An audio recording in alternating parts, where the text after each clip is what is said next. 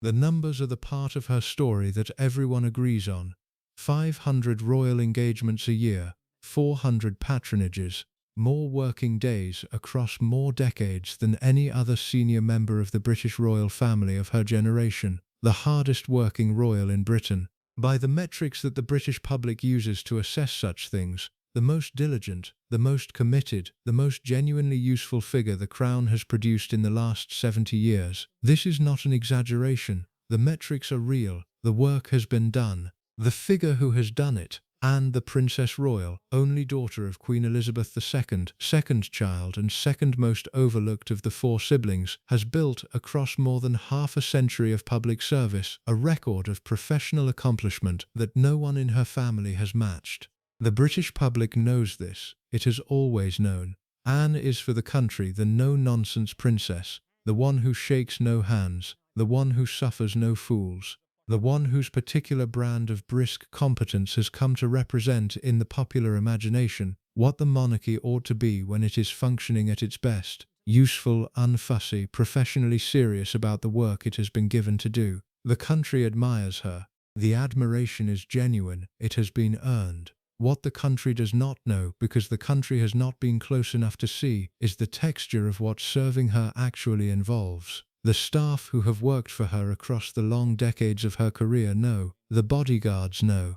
The ladies-in-waiting who have rotated through her household know. The photographers assigned to cover her engagements know. The drivers, the press secretaries, the palace officials whose task has included managing the small daily consequences of her presence, they all know. They have known in some cases for 50 years. What they know is that she is impossible to please.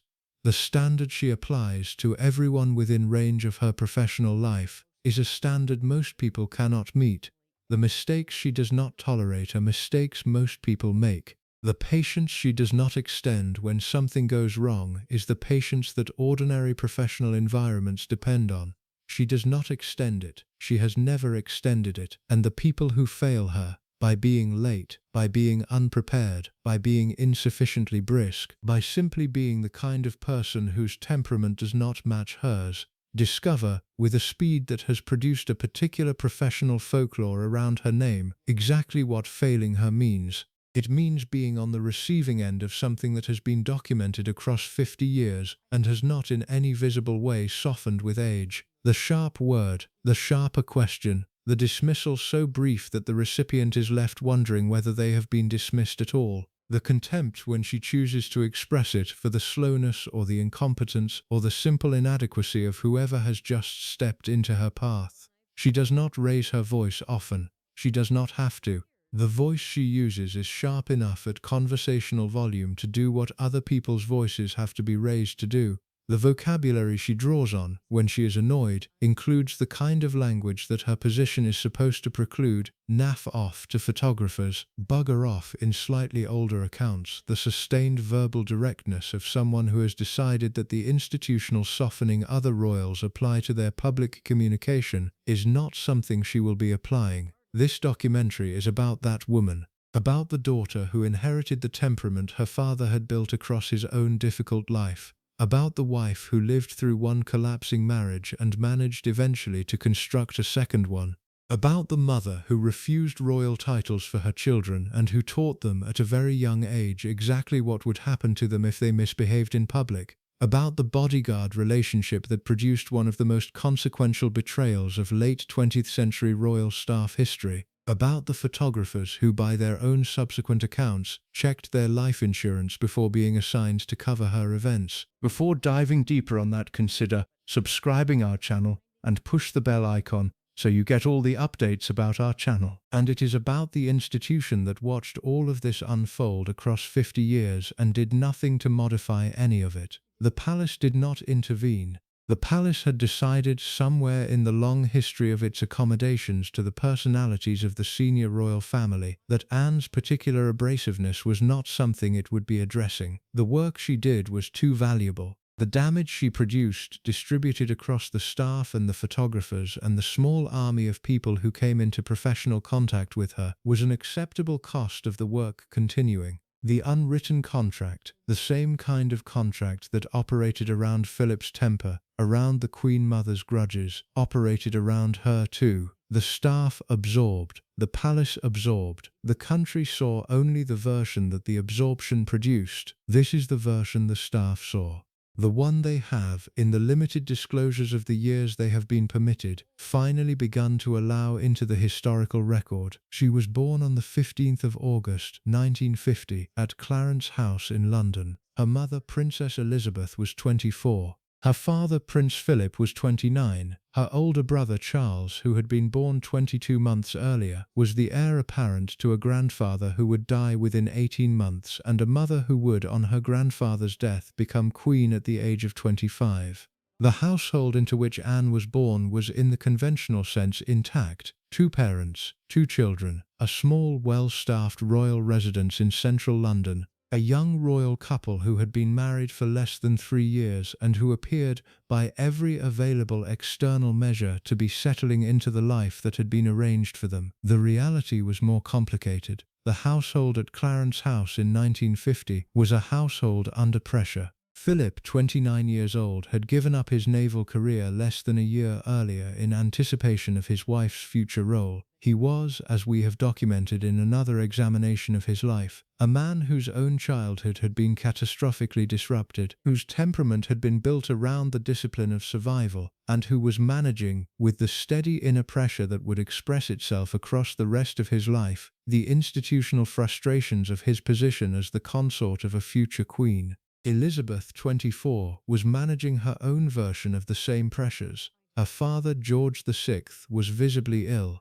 The throne that had not been expected to come to her quickly was beginning to look like it would. The young woman who had married for love, against the gentle institutional resistance of advisers who had thought Philip an unsuitable match, was discovering that the love had been the easy part, that the marriage, once it became a working royal partnership rather than a romantic project, would require absorption and adjustment that her own training had given her some preparation for, and that her husband's training had given him almost none.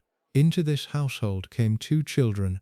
The first, Charles, born in November 1948, was, as we have also documented, temperamentally unsuited to the family environment he had been born into. He was sensitive, he was thoughtful. He was the kind of child whose particular gifts required a kind of patient handling that his father in particular was not equipped to provide. The relationship between Philip and Charles, almost from the beginning, was the relationship of a wounded man trying to correct what he understood as weakness in his son, and producing in the process the formative damage that Charles would carry for the rest of his life. Anne was different.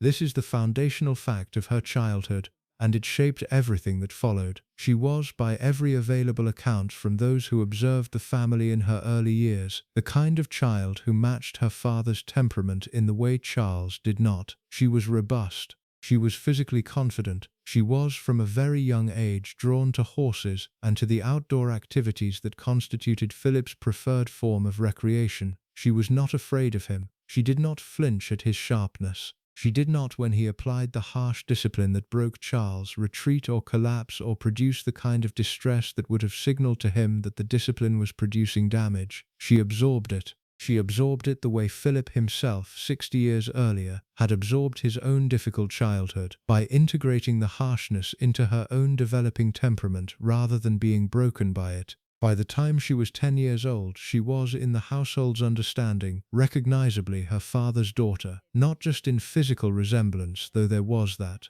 in manner, in the way she spoke, in the way she moved through the family environment, in the particular brisk impatience she had already begun to develop with anyone, sibling, staff member, any visitor whose presence required her attention, who failed to keep up with her pace. Philip recognized this. He recognized it with the kind of pleased identification that fathers experience when they encounter, in their children, the qualities they value most in themselves. Palace staff once joked she was the son he never had. The remark, attributed to royal servants and recalled by the author Tom Quinn, reflects the unusually close bond between the Princess Royal and the Duke of Edinburgh. The phrase needs to be examined directly because it tells you something specific about the household and the relationships inside it. The son he never had. Philip had 3 sons, Charles, Andrew, and Edward. He had not failed to produce male children. The sons he had were not the sons he wanted. Charles was too sensitive. Andrew was, in the early years, his favorite by a different metric. The boy who had been born into a more settled family environment. The boy who had inherited the easy charm rather than the wounded discipline.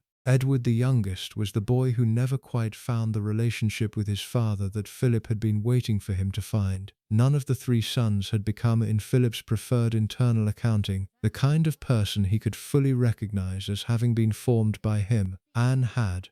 Anne was the child who had absorbed the formation. The fact that she was a daughter rather than a son was by the staff's understanding of how the family operated. The smaller fact, the larger fact, was the temperamental inheritance. She had it. Her brothers, none of them, had it in the same way. What Philip valued in himself, and therefore in her, can be specified. He valued physical capability. He valued the ability to absorb discomfort without complaint. He valued the brisk, unsentimental approach to practical problems that he had developed during his own naval career, and that he applied with some institutional violence to the management of a household that had not always wanted that approach. He valued, above almost everything else, the refusal to make a fuss, the capacity to encounter difficulty, and to simply continue, without the visible distress or the verbal complaint that he regarded as the principal failures of weaker temperaments. Anne had all of this by the time she was 10.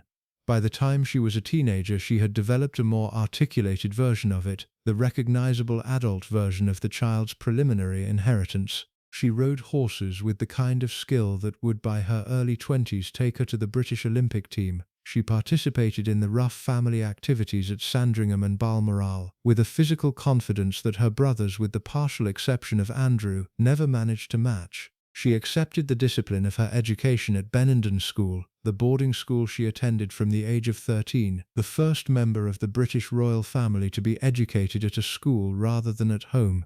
With the kind of practical absorption that had been her trademark since the beginning, she did not enjoy it particularly. She has said in various interviews across the decades that followed that boarding school was not a positive experience for her. She was the daughter of the Queen. She was watched constantly by the other girls. She had, even at 13, the kind of temperament that did not naturally produce close friendships with other adolescent girls who had been raised in different conditions. The school years were endured. They were, by the standards she was being formed under, exactly the kind of experience she was supposed to endure. She endured them. She also rejected, decisively and at the age of 17, the idea of attending university. The decision was hers. She had been offered the opportunity. Her own academic qualifications, by the standards of the period, were strong enough that university would have been a reasonable next step. She declined. She famously declined university despite strong academic results, dismissing higher education as unnecessary unless it served a clear purpose. The decision tells you something about her mind that the subsequent decades would confirm. She did not see the point of activities that did not serve a clear purpose. She did not, in the framework she had absorbed from her father and refined into her own, value the kind of personal development that other people of her position pursued for its own sake. She wanted to do work. The work would be the public role she had been born into. She would begin doing it as soon as her education had given her the basic equipment to be useful. She began at 18. Her first official engagement took place in 1969, when she opened an educational and training centre in Shropshire. She was 19. She was, by that point, already established in the role she would occupy for the rest of her life. The working royal who showed up, did the job, declined to fuss about the small inconveniences of public life, and did not concern herself with the kind of image cultivation that other senior royals invested significant energy in. The press did not know in those early years what to do with her. The press was used to the older format of senior royal women, the careful, smiling, soft-spoken figures who had been modelled by the Queen Mother and by the Queen herself, who treated the press with the practiced politeness that royal training produced. Anne was not that. Anne was sharper. Anne was visibly impatient with the small rituals of press interaction. Anne, by the early 1970s, had already developed the reputation that would follow her for the rest of her career. The reputation of being, in the words of an American journalist who covered her 1970 trip to the United States, very bad-tempered and very sulky. Journalist Joy Billington observed Anne on a 1970 trip to the US, later saying in the documentary The Real Princess Anne via Express that she was very bad-tempered, very sulky. Royal biographer Kitty Kelly wrote in The Royals that Anne served as a sharp contrast to King Charles, who was more willing to cooperate with the press. The contrast with Charles is the framing that recurs in all the accounts of this period, where Charles, even at 21, was visibly trying to be the kind of public figure the press wanted him to be, the sensitive, articulate, occasionally awkward air. Anne was making no such effort. She was, at 20, already the figure she would be at 70. The temperament had set. The presentation had been chosen. The press could either accept it or could complain about it, but it was not going to be modified for their benefit. What Philip thought of all this is documented through the relationships that developed across the family in the years that followed. He approved. He approved of the brisk competence. He approved of the refusal to fuss. He approved in particular of the absence of the kind of visible emotional life that the modern press was beginning to demand of public figures, and that he himself had spent his entire adult life refusing to produce. Anne was, in this dimension as in so many others, the version of his own temperament expressed in a daughter rather than a son. The bond between father and daughter formed in her early childhood, deepened across her adolescence and adulthood into the closest of his 4 parental relationships.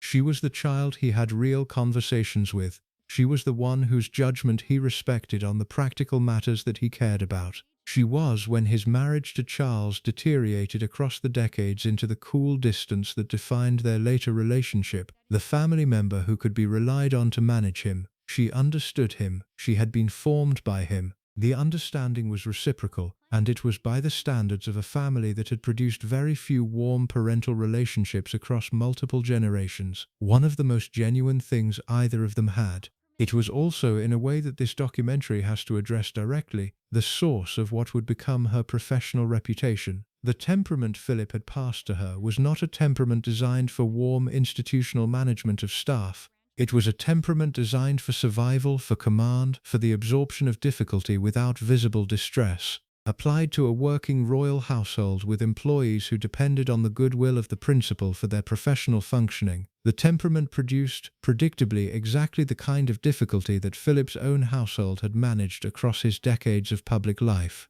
Anne would produce her own version of that difficulty. She would produce it across 50 years. The staff who served her would learn, as Philip's staff had learned before them, to absorb what could not be addressed and to continue. The palace, watching all of this unfold, would do exactly what it had done for her father. It would not intervene. In the part that follows, we move to the moment that established her, in the public imagination, as a particular kind of figure, the figure who could face genuine physical danger without producing the kind of visible distress that ordinary people produce in such situations. The 1974 kidnapping attempt on the Mall, the "not bloody likely" that became the most quoted phrase of her young adult life. And the question that the moment raised, that the rest of her career would continue to raise: what is the relationship between the composure she displayed under genuine threat and the impatience she displayed under the small daily frustrations that any public figure has to absorb? The answer, when it eventually emerged, would tell you something about the kind of person she had been formed into. The evening of the 20th of March, 1974, began in the way most of her evenings began. There was an engagement to attend, a charity film screening. The film was Riding for Freedom, a documentary about handicapped children learning to ride horses, an organization Anne had given her patronage to, in the way she gave her patronage to dozens of organizations every year, with the brisk practical commitment that had already at 23 become her trademark. She attended. Her husband of 4 months, Captain Mark Phillips, sat beside her. They had been married on the 14th of November of the previous year, in a televised wedding watched by an estimated 100 million people around the world, and they were now in the early period of married life together, settling into the rhythms of joint public engagements, the small adjustments that 2 competitive equestrian personalities had to make to share a household, the institutional accommodations that came with a princess marrying a man who had not previously belonged to the royal family. The film ended. They left the venue. The car that had been waiting for them, a maroon Austin Princess Vandenplas limousine with the royal insignia on the doors, pulled up to receive them. Anne's lady-in-waiting, Rowena Brassey, sat across from the couple in the back. Inspector James Beaton, Anne's bodyguard, sat in the front passenger seat. Alex Callender, the chauffeur, drove. The car turned onto the Mall, the broad ceremonial road that runs from Trafalgar Square to Buckingham Palace, and began the short final leg of the journey home. It was approximately 8 in the evening. The road was relatively quiet. Buckingham Palace was less than half a mile ahead. A white Ford Escort pulled out from the side of the road and accelerated past them.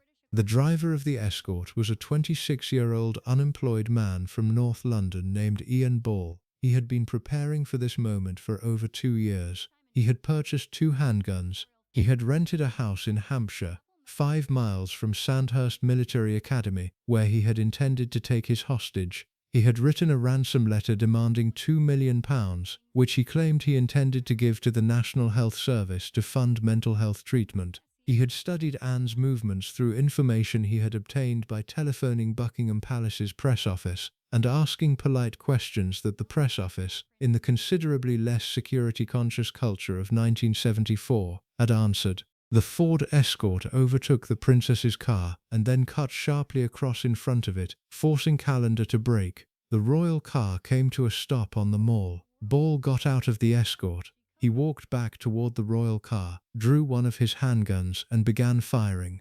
The next 90 seconds would be the most documented 90 seconds of Anne's life. The events would be reconstructed in subsequent investigations and in her own later interview with Michael Parkinson in 1980, with the kind of precision that the moment's significance demanded. Inspector Beaton, the bodyguard, got out of the car and tried to engage Ball. He drew his Walther PPK service pistol and fired one shot. His shot missed. Ball's shots, returned at much closer range, did not miss. Beaton was hit in the shoulder. He tried to fire again. His pistol jammed. He was hit again, in the abdomen, and then in the hand as he tried to shield himself. Callender, the chauffeur, attempted to get out of the car to help. He was shot before he could fully exit, a wound that would not kill him but would put him out of the immediate confrontation. The car was now stationary on the Mall, with one wounded bodyguard on the ground beside it, one wounded chauffeur slumped in the driver's seat, and a gunman approaching the rear door behind which Anne and Mark Phillips were sitting.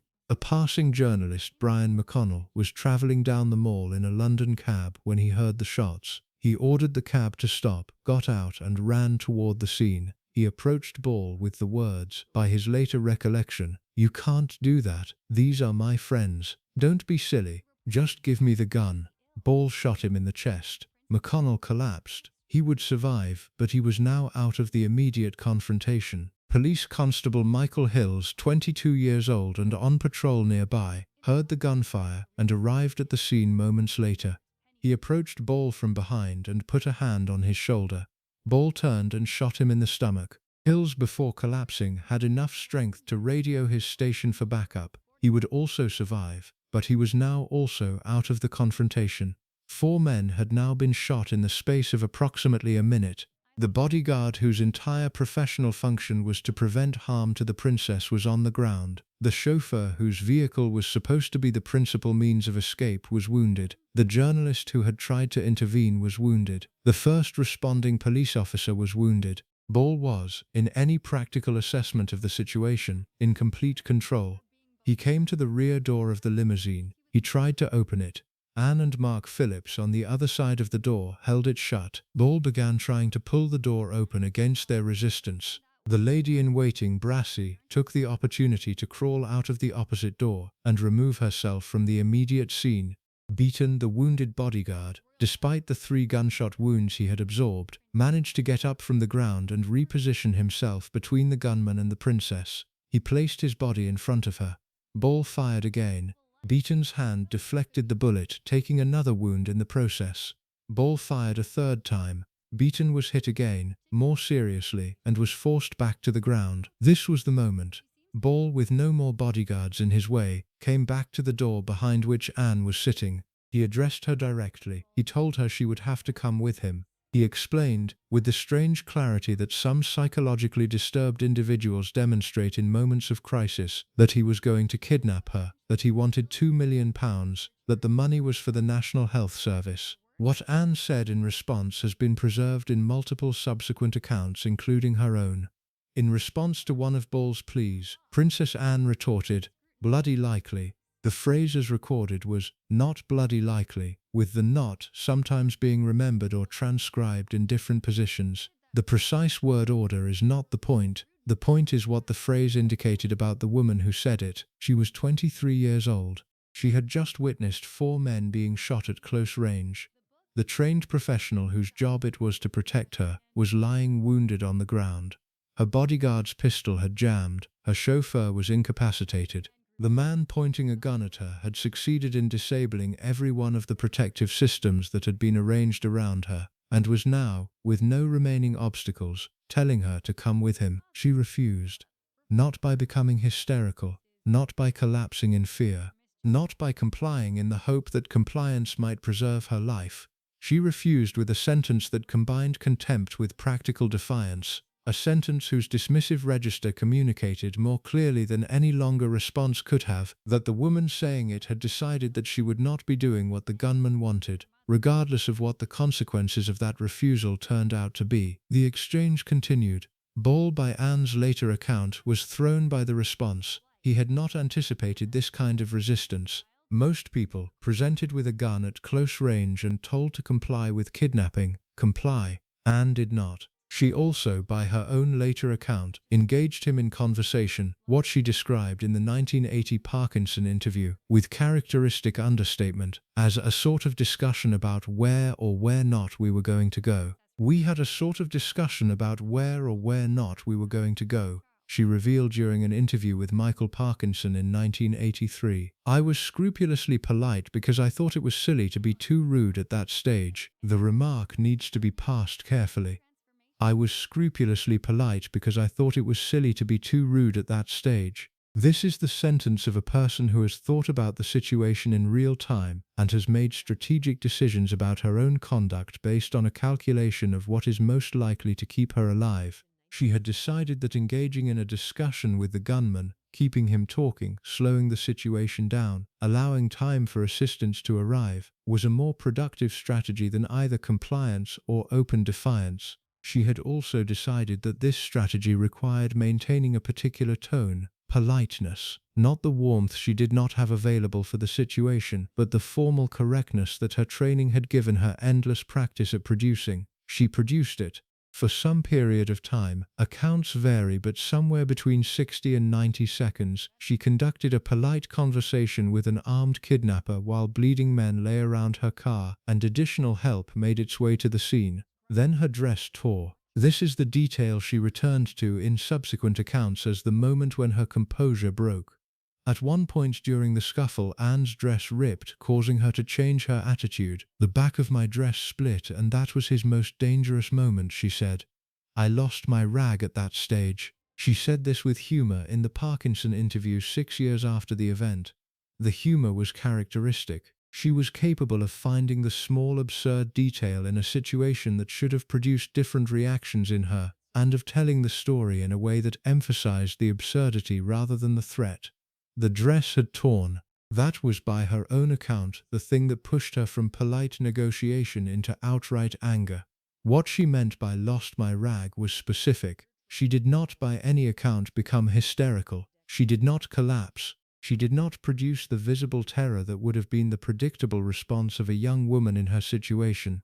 She became, in the language of her own description, angry. The anger she had been trained to produce since childhood, the brisk, impatient anger of someone whose response to inconvenience was sharper than the average response, was activated by the destruction of her clothing rather than by the threat to her life. The rescue arrived seconds later. A passerby named Ron Russell, a former boxer who had been driving past the scene, had stopped his car, gotten out and walked over to investigate what he had thought was a road rage incident. When he understood what was actually happening, he punched Ian Ball in the back of the head.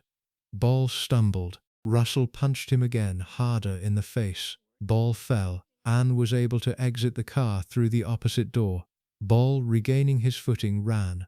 Detective Constable Peter Edmonds, who had also responded to the radio call, pursued him through St. Wishosn. James's Park threw his coat over Ball's head, tackled him, and arrested him. The 300 pounds that Ball had been carrying, the small initial component of the much larger ransom he had been planning, was found on his person. The aftermath occupied the next several days. The newspapers around the world ran the story on their front pages. Princess Anne escapes assassin. Lone gunman charged in royal kidnap plot. Witnesses describe panic on the Mall. Beaton, the bodyguard, was hospitalized and would eventually recover from his 3 gunshot wounds. Callender, the chauffeur, also recovered. McConnell, the journalist, recovered. Hills, the police constable, recovered. Ball was charged with 4 counts of attempted murder, 3 counts of wounding, and the attempted kidnapping of Princess Anne. He was assessed by psychiatrists and diagnosed with paranoid schizophrenia. He pleaded guilty. He was sentenced indefinitely under the Mental Health Act and committed to Broadmoor, the high-security psychiatric hospital in Berkshire. He has remained there for the 52 years since. He is, as of the time of this documentary's production, still alive. Beaton was awarded the George Cross, the highest civilian award for bravery in the British honours system.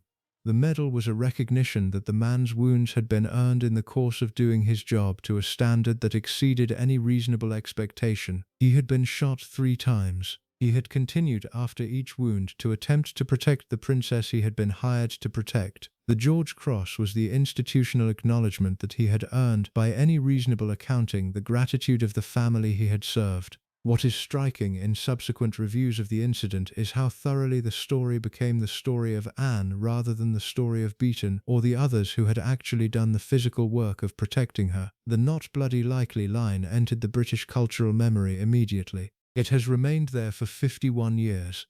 It has been quoted in every subsequent profile of her, every documentary, every retrospective examination of her life. It is, by some measure, the single most famous thing she has ever said. It is certainly the single most famous thing she said before the age of 30. The line did the work it did because it captured in 3 words exactly the quality of her that the country was by 1974 beginning to recognize: the brisk dismissiveness, the refusal to behave in the conventional ways, the temperamental hardness that produced, in moments of genuine threat, the kind of response that ordinary people are not capable of producing. The country was looking at a young woman who had behaved under fire with more composure than most adults behave under entirely safe circumstances. The country admired what it was seeing. The admiration was real, it was earned. The admiration was also, in a way that the subsequent decades would clarify, partial. The composure that Anne displayed on the Mall on the 20th of March 1974 was a real quality. It was a quality that her father had passed to her, that her childhood had reinforced, and that the institutional environment of the British royal family had given her endless practice at maintaining. Under genuine threat, she was capable of producing exactly the kind of cool, strategic, unemotional response that the threat required. The temperament that had been built across her early years was, in the moments when temperament most mattered, exactly what those moments needed. But the temperament that produced the composure under fire was the same temperament that produced in everyday situations the response that staff and photographers and ordinary professional contacts would come to fear. The discipline that allowed her to refuse a kidnapper with 3 contemptuous words was the same discipline that allowed her to refuse with the same contemptuous brevity the small, inadequate responses of people who had not threatened her at all but had simply failed, in some small way, to meet her standards. The hardness that had been a virtue under genuine threat was, in the daily context of professional life, applied without modification to situations that did not require hardness and that would have benefited from softer responses. This is the connection that the popular narrative of her life has not on the whole made. The not bloody likely princess who faced down a kidnapper was not a different person from the princess who told a press photographer to bugger off, or who reduced new staff to tears with the kind of sharp dismissals that her household had come to absorb as a regular feature of working life, or who ran through bodyguards at a rate that by some accounts exceeded the turnover of any other senior member of the royal family. She was the same person. The temperament that had been admirable in March 1974 was, in slightly different applications, the temperament that produced the difficulties of the next 50 years. The country had loved her for the temperament. The staff had absorbed it. The palace had decided that the trade-off was acceptable. There was also, in the days and weeks following the kidnapping attempt, a smaller dimension of the story that the press did not, at the time, particularly emphasize. It concerned Anne's husband. Mark Phillips, 25 years old, had been sitting in the back of the car with her throughout the ordeal. He had, by his own subsequent account, been frightened in a way that was different from how Anne had been frightened. "I was frightened, I won't mind admitting it," Captain Phillips later said. The admission was not unusual. Most people in his position would have been frightened. The unusual thing about it was that it was being made in the context of a marriage where the wife had, in the same situation, produced the response that became famous. The contrast did not at the time register as significant. The press focused on Anne's composure. Phillips's admission of fear was reported as a minor secondary detail, the kind of footnote that fills out the larger narrative without challenging it. But the contrast was real. The young couple who had been married for 4 months had, in the kidnapping attempt, encountered the first significant test of how their temperaments would interact under pressure. The test had revealed something that the next 18 years of their marriage would continue to reveal in different forms. Anne was harder than her husband. Anne was more composed than her husband. Anne was, in the dimensions that her father had taught her to value, the more capable partner, the one who would not, when difficulty arrived, produce the visible weakness that the other partner could not avoid producing. This was not by itself a problem. Most marriages can absorb temperamental differences between partners, but the marriage of Anne and Mark Phillips in the years that followed would not absorb the difference. The difference would, instead, slowly become the structural fact of the marriage, the thing that the couple eventually organized themselves around, the thing that produced the gradual separation of their lives into parallel tracks rather than a shared one, and the thing that contributed, in 1989, to the public separation that ended the marriage in 1992. The kidnapping attempt was, in this sense, an early indication of what was coming. The cool young woman who had refused the kidnapper had married a man who had, by his own admission, been frightened. The man would never be as cool as her.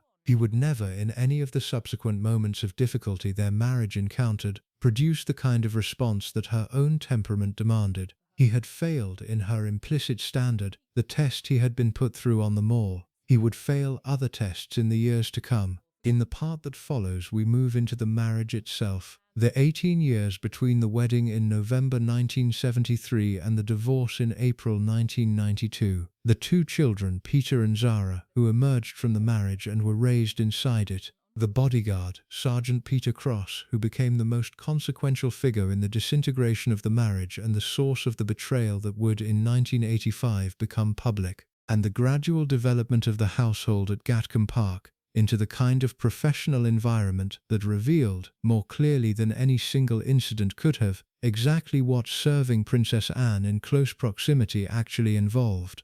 Because the staff who came to Gatcombe in the late 1970s and early 1980s would, across the following decades, accumulate the experiences that this documentary has been working toward. They would see what the marriage had become. They would see what the children were being raised inside. They would see the princess at the closest possible range, in the small daily settings where the public composure she maintained in front of the cameras gave way to the working manner she used with the people who served her. What they saw would become the documentary record we now have access to, carefully released, across decades, in the limited forms that the unwritten contract between her household and the palace would permit. Just a thing come into my mind. Tell us in the comments where you are from. Also, if you like this documentary, please consider subscribing. The wedding took place on the 14th of November 1973 at Westminster Abbey. The bride was 23 years old. The groom was 25. The estimated television audience around the world was 100 million.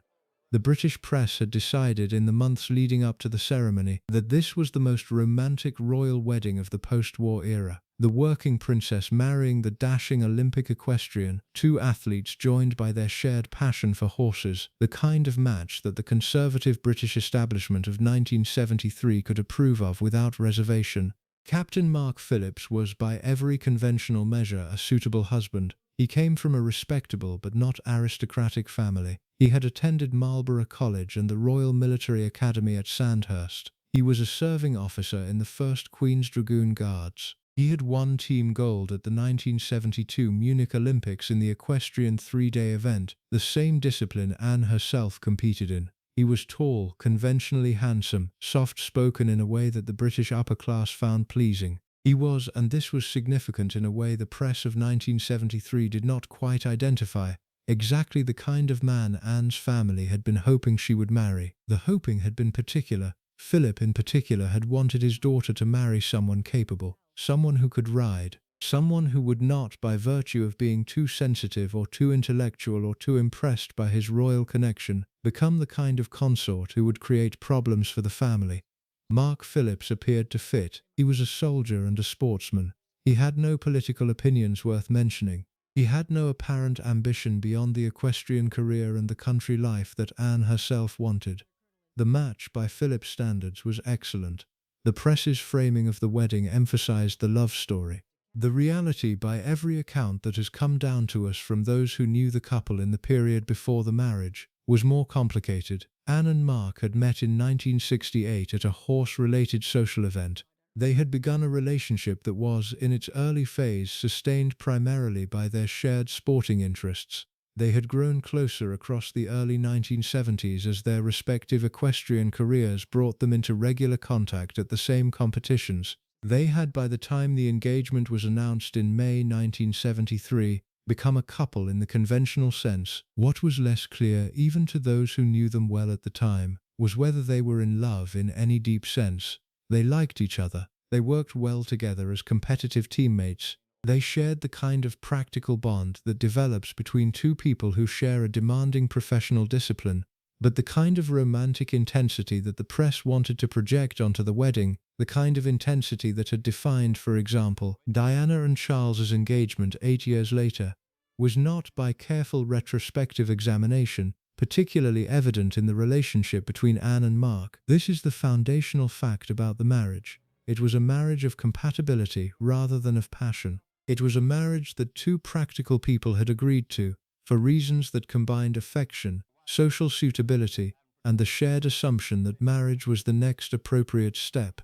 It was not the kind of marriage that subsequent difficulties would test by reference to deep emotional foundations, because the deep emotional foundations had not been part of the original construction. It would not survive. The early years, however, were good. They were given Gattercombe Park as a wedding present from the Queen, a Georgian country house in Gloucestershire, set on 730 acres of farmland and woodland, purchased for somewhere between £500,000 and £750,000 in the money of 1976, and renovated at additional Crown expense before the couple moved in. The house was substantial. It contained 9 bedrooms, 4 reception rooms, a library, a billiard room, and the kind of staff accommodation that allowed the couple to maintain a working royal household, without the establishment becoming visibly elaborate.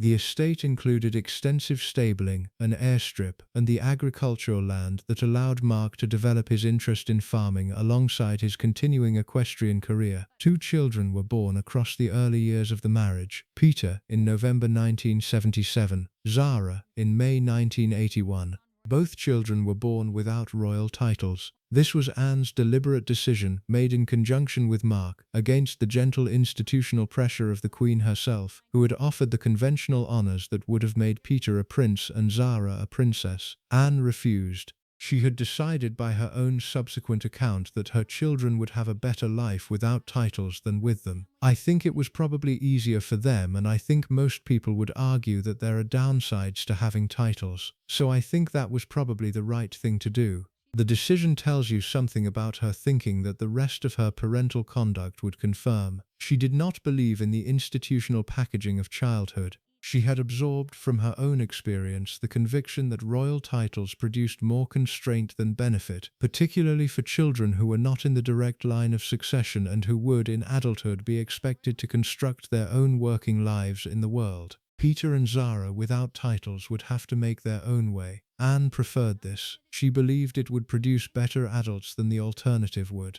The decision was also, by some readings, characteristic of her relationship with the institution she had been born into. She had absorbed her father's particular tension with the palace's traditional ways of doing things. She had inherited his preference for the practical over the ceremonial, the useful over the merely titled. She was, in her own working life, performing the duties of senior royalty without much of the pageantry that her older brother and her younger brothers attached to their similar duties. She would raise her children inside the same framework. The framework would, by the standards of her own preferences, produce the kind of children she wanted to produce. The framework was also, in its application to the children directly, demanding in ways that the rest of her conduct would not have predicted. Peter Phillips, the elder of the two, has provided one of the more useful accounts of what their childhood inside their mother's particular standards involved.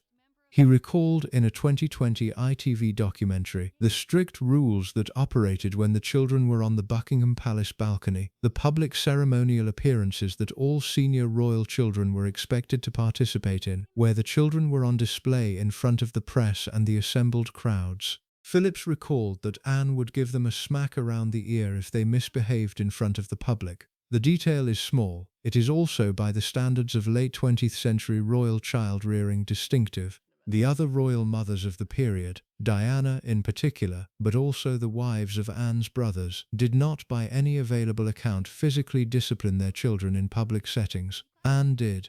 The smack around the ear was the corrective tool she had been raised with, and she applied it to her own children with the same brisk, practical conviction that her father had applied his own forms of discipline to her. The children, by every available account, were not damaged by this. They emerged from their mother's household as functional, capable, well-adjusted adults. Peter pursued a career in sports management. Zara became an Olympic equestrian in her own right, winning a silver medal in the 2012 London Olympics in team eventing. Both married, both had children, both maintained into their own adult years working relationships with their mother that were warm by the standards of the family they had been born into.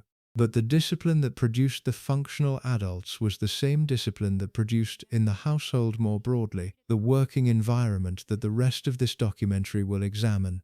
Anne's mode of operating with her own children was the mode of operating she applied to everyone in her professional vicinity. The smack around the ear was a children's version of what staff and photographers and ordinary professional contacts received in slightly different forms. The standard was the same.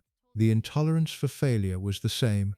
The small daily corrections, applied with the same brisk efficiency she applied to everything else, were the same. What the marriage to Mark Phillips contained across the early years was not the kind of warmth that would have softened any of this. The marriage was practical. The marriage was companionable in the way that two athletes sharing a country estate could be companionable. The marriage was not, by the accounts of those who observed it closely in the late 1970s and early 1980s, the kind of marriage that produced ongoing emotional intimacy between the partners. Mark, by every account, was a quiet man. He was capable. He was, in the physical and practical dimensions of country life, a useful partner. He was not, and this is the dimension of the marriage that became increasingly visible across the years, a partner who matched Anne's particular intensity. Where she was sharp, he was soft. Where she was impatient, he was patient. Where she absorbed difficulty without comment, he was, by some accounts, more visibly affected by the small daily frictions of life inside the royal family. This had been, in some sense, the structure of their compatibility from the beginning. Anne had not married a man whose temperament matched hers because she did not want a man whose temperament matched hers. She had wanted, by some implicit calculation, a partner who would provide the steady, undemanding presence that her own intense temperament could operate against. Mark, in the early years, had provided exactly this. He had been the calm, fixed point against which she could deploy the energies that her public role demanded. But the structure that had been adequate for a marriage in its early phase did not, as the marriage entered its middle years, continue to be adequate. The patience that Mark had brought to the relationship began to look, in Anne's eventual assessment, more like passivity. The softness that had been complementary in the early years began to look more like weakness. The partner who had failed the test of the kidnapping attempt by being frightened in a way she had not been frightened was, in slightly different forms, failing other tests across the late 1970s. the marriage began to drift. This is the part of the story that the available accounts handle with some delicacy, because the principal sources for it are people who were close to one or the other partner, and who have varying interests in how the failure is described. What can be established with reasonable confidence is that, by the late 1970s, both Anne and Mark had begun to develop the habit of conducting their lives in parallel rather than together. They both had their equestrian careers, they both had their separate circles of friends. They were both, by the standards of the rural English upper class, relatively content to operate in the kind of marriage that did not require continuous shared activity. The marriage was also, by accounts that emerged later, beginning to include extramarital relationships on both sides. Mark had begun his own affairs. Anne, by 1979, had begun the relationship that would eventually become the most consequential of her adult life, and the source of the betrayal that would, 6 years later, become public. His name was Sergeant Peter Cross. He was a Scotland Yard officer assigned in 1979 to the Royal Protection Detail that provided personal security for senior members of the royal family. He was, by the conventions of the protection detail, a working professional whose function was to provide bodyguarding and not to develop personal relationships with the people he was guarding. He was, by every account, capable and serious about his work. He was also, in the assessments of those who observed his interactions with Anne in the late 1970s, the kind of man Anne responded to in a way she had not responded to her husband for some time. He was direct. He was physically capable. He was, in the temperamental dimensions that mattered to her, more like her father than her husband had ever been. The relationship that developed between Cross and Anne, beginning as a working relationship between a princess and her bodyguard, gradually becoming something more, was, by 1980, the open secret of her household at Gatacombe.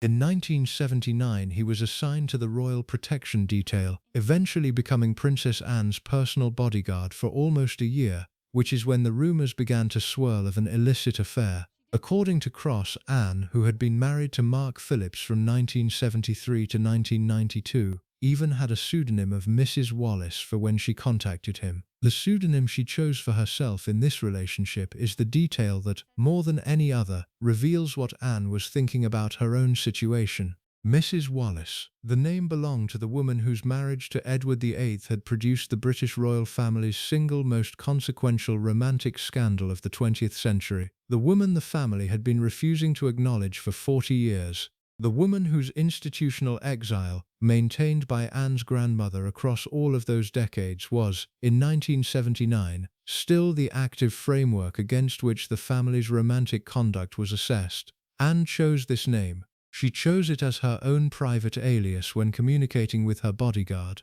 She was, by the choice, aligning herself in her own internal accounting with the woman her family had spent 40 years punishing. The choice was, in some way that Anne almost certainly understood, an internal joke that nobody but she fully appreciated. She was conducting an extramarital affair with a man below her social position. She was, in the institutional terms her family had taught her to think in, on her way to becoming the kind of woman her grandmother had spent half a century refusing to acknowledge. She had decided to claim the title in advance. The relationship lasted for approximately a year. Scotland Yard, by various accounts, became aware of it through the standard channels of internal reporting that Royal Protection Details were subject to. The institutional response was the predictable one. When Scotland Yard reportedly caught wind of the conflict of interest, they removed him from his station with the Royals. Cross was reassigned to desk duties. The reassignment was meant to end the relationship. The reassignment did not end the relationship. Cross and Anne, by various subsequent accounts, continued to see each other privately for some additional period after his removal from her detail. The continuation was managed through the small available channels, the private meetings, the telephone calls, the kind of clandestine communication that two adults conducting an affair across a professional separation can maintain when they are both motivated to maintain it. The relationship eventually ended. The exact circumstances of the ending have not been fully documented. By some accounts, Anne ended it. By other accounts, the institutional pressure made continuation impossible regardless of either partner's preferences. By 1981 or 1982, in any case, Cross had moved on with his life. He had left the Metropolitan Police. He had begun other work. The affair that had occupied a year of both their lives had concluded. in the way most affairs of this kind conclude without producing the kind of public consequences that either partner had been expecting. The consequences came in 1985. In that year, Cross sold his account of the affair to The Sun, the British tabloid that had developed, across the previous decade, the most aggressive royal coverage of any newspaper in the country. The price he received, by the figure that has been most widely reported, was £600,000. This was, in 1985, an enormous amount of money. It was the kind of money that allowed a former police sergeant to fundamentally change his economic position. It was in the framework Anne herself had been raised in, exactly the kind of betrayal that her grandmother had spent her life punishing in others. The story ran in The Sun across multiple issues. The affair was confirmed, the pseudonym was reported, the clandestine meetings were described. The princess who had built across the previous decade a public reputation for unfussy professional competence was, for a period of weeks in 1985, the subject of the kind of tabloid coverage that her family typically experienced from a distance. What is most striking about the affair, from the perspective of this documentary, is what Anne did in response. She said nothing, she produced no statement, she made no public acknowledgement. She did not address the affair directly in any interview then or in any of the subsequent decades. She continued, with the same unfussy professional competence, to perform her royal duties at exactly the rate she had been performing them before the story broke. The story ran, the story faded. Anne continued. This was, by the standards of her family, the institutional response. The Queen Mother had absorbed similar exposures with similar silence across her own life. The Queen herself had developed, across her reign, the same capacity for non-response in the face of family scandals that other people would have found impossible to ignore. Anne was performing the family's standard reaction. The reaction worked. The story, denied the oxygen of further engagement, eventually died. The press moved on to other royal subjects. Anne's working life resumed.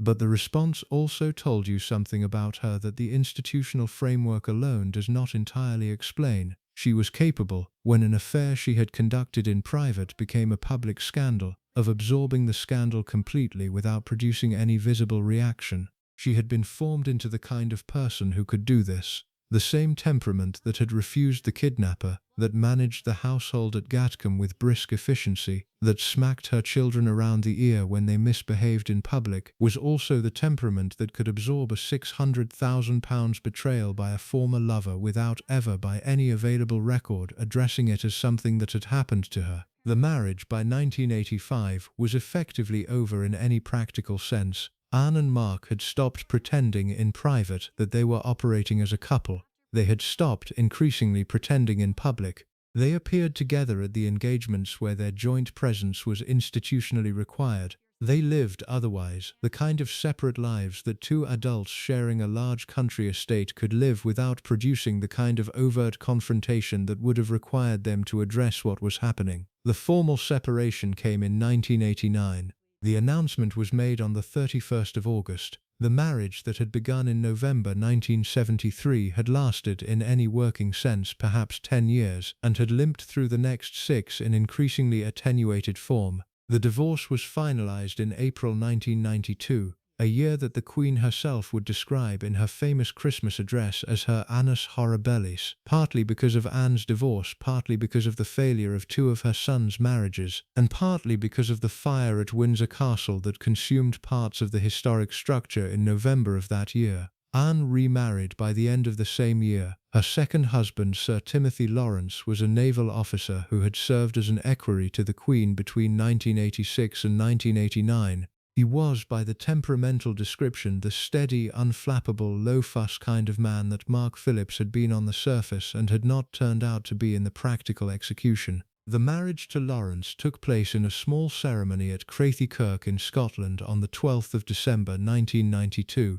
It has, in the 33 years since, produced no scandal, no public difficulty, and no visible repetition of the patterns that had defined the first marriage. What this contrast tells you, looking back across the long arc of Anne's 2 marriages, is something about what she had been looking for from the beginning. She had needed a partner who could absorb her. Mark had not in the end been able to absorb her. Tim Lawrence, with the harder discipline of a Royal Navy career and the temperament that naval officers of his generation tended to develop, had been able to. The second marriage worked because the second husband had been able to do what the first husband could not, but the absorbing had been her requirement. She had not modified her own temperament to make either marriage easier. She had not become, between 1992 and 1992, a different kind of woman in any meaningful sense. She had simply found, in Tim Lawrence, a man who could do the thing the first husband could not do, accept her as she was, work around her where necessary, and continue without producing the visible distress that her own temperament would not ever find tolerable in a partner. In the part that follows, we move outward from the marriage to the larger working environment that Anne built around herself, the household at Gatcombe Park, the press relationships that defined her public reputation through the 1980s, the 1982 incident at Badminton horse trials, where her response to photographers covering her fall from a horse produced one of the most quoted moments of her entire career, and the gradual development of the professional folklore around her, the photographers who checked their life insurance, the staff who learned what could and could not be said, the unwritten rules that everyone in her professional vicinity learned to operate under. Because by the early 1980s, the patterns that would define the rest of her career had set. The temperament her father had passed to her had matured into the working manner she would deploy for the next 40 years. The household had absorbed it. The palace had decided not to address it. The country had decided to admire it. And the people on the receiving end of it, the staff, the press, the small army of professionals who came into contact with her in any given week, had begun to develop individually and collectively the survival techniques that the rest of this documentary will examine. The 1982 Badminton horse trials took place at Badminton House in Gloucestershire, the seat of the Duke of Beaufort, where the trials had been held annually since 1949. The competition was and remains one of the most prestigious three-day eventing competitions in the world. The course is famously demanding. The fences are large and unforgiving. Riders who compete at badminton are competing against the best in the discipline, in conditions that produce in any given year some falls and some injuries among even the most experienced participants. Anne competed at badminton across the late 1970s and early 1980s with the kind of regularity that her status as a senior international rider required. She was good, not the best in the world. That level had not been hers despite the genuine effort she had put into her riding career across the decade, but good enough to compete at the top level, good enough to have ridden for Britain at the 1976 Montreal Olympics. Good enough to be taken seriously by the equestrian community as a competitor rather than as a princess who happened to ride. In April 1982 she was 31 years old. She had been competing at this level for over a decade. She was riding a horse called Stevie B at the badminton trials that year. The cross-country phase of the competition, which is the most physically dangerous part of three-day eventing, took place across the demanding course that badminton was famous for. Anne was riding hard, attempting the kind of result that would justify the considerable investment of time and resources her competitive career had required. She fell. The fall was not catastrophic. She was not in any serious sense injured. Falls at badminton are common. They are the predictable hazard of the discipline, and most riders fall at some point in their careers. What was particular about this fall was that it was witnessed and photographed by the assembled press, who were present at the competition because the Princess Royal of the United Kingdom was riding in it. She got up, she remounted, she continued.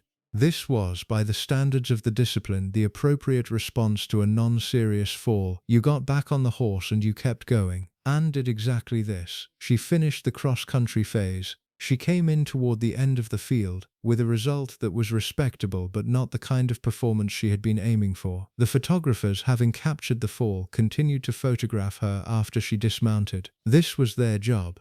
The fall of a member of the royal family was, in the commercial calculations of the British and international press, a saleable image. The photographs would run in the next day's papers. The papers would sell more copies because of the photographs. The photographers, doing the work their employers paid them to do, were positioned to capture every moment of the immediate aftermath. Anne, having dismounted, walked away from the horse. The photographers followed. They continued to take pictures. The clicking of the shutters, which in 1982 was still the actual mechanical sound of professional cameras rather than the electronic noise of digital ones, accompanied her as she moved away from the cross-country course toward the area where competitors were given some privacy to recover. She told them to leave her alone. The exact wording she used has become one of the more documented moments of her public career. The version that the British press reported was "naff off." The word naff was, in 1982, a relatively mild British slang term, the kind of word that could be printed in family newspapers without producing complaints from readers. The word she actually used, by the subsequent recollections of the photographers who were present, was different. Steve Wood, one of the photographers that faced the wrath of the Princess Royal, spilled the beans. Steve was, at the time, the royal photographer for the Daily Express. "It's the naff off picture," he explained, "when she lost it and told me to naff off, and that created a storm." His colleague Ashley Walton revealed a slightly different version of events that may actually be more shocking. "The truth is, we made up the naff word to cover up another word," he admitted. "I think that might have been in the conversation, but there were a lot of other F-off words at the time. The detail matters." The photographers, having received the actual instruction Anne gave them, made a collective editorial decision to soften it for publication. The British press of 1982 was not the press of subsequent decades. There were still conventions about what could be published in the family papers, particularly about the royal family. The photographers had decided that the actual word Anne had used was not appropriate for the family papers, and that they would replace it with the milder naff, a word that carried the same essential meaning but did so in the kind of register that would not produce the larger institutional reaction the actual word would have produced. This was, in itself, a small example of the absorption that defined the press's relationship with Anne. The actual word she had used was not reported. The softer version was. The Princess of the United Kingdom telling press photographers to perform a sexual act on themselves. The actual content of the instruction she had given was reframed as the milder dismissal that British readers could absorb without being scandalized. The palace, to the extent it was involved in the decision at all, would have approved of the editorial discretion. The press, knowing the actual word and choosing to publish the softer one, was performing the kind of institutional cooperation that had been the norm for decades. What was striking about the incident, beyond the language itself, was its consistency with what the photographers had been experiencing for years. The 1982 badminton incident was not an aberration. It was the documented version of what they had been encountering in slightly less photographable forms since the early 1970s. Anne had been telling press photographers to leave her alone in similar language for over a decade. The 1982 incident was simply the moment when the pattern became, by its specific timing and visibility, impossible for the press to continue absorbing without comment. The earlier instances had been recorded too, in the kind of internal press folklore that journalists shared with each other but did not always print. Royal biographer Kitty Kelly, in her 1997 book The Royals, preserved one of the earlier formulations. Kelly said that the princess seemed selfish and arrogant, notably telling photographers to bugger off. Bugger off was a slightly different register from naff off, but the essential content was the same. It was the brisk, dismissive instruction of a woman who had decided that the photographers in her professional vicinity were not entitled to the kind of polite engagement that other senior royals extended to them as a matter of professional courtesy. They were a problem to be managed. The management she preferred was direct verbal removal. She used it consistently, across decades, in language that the press had been softening for publication since the early 1970s. The professional folklore that developed around her as a result was specific. The photographers who had been assigned to cover her engagements developed a particular set of attitudes toward the work. They were not, by any account, looking forward to it.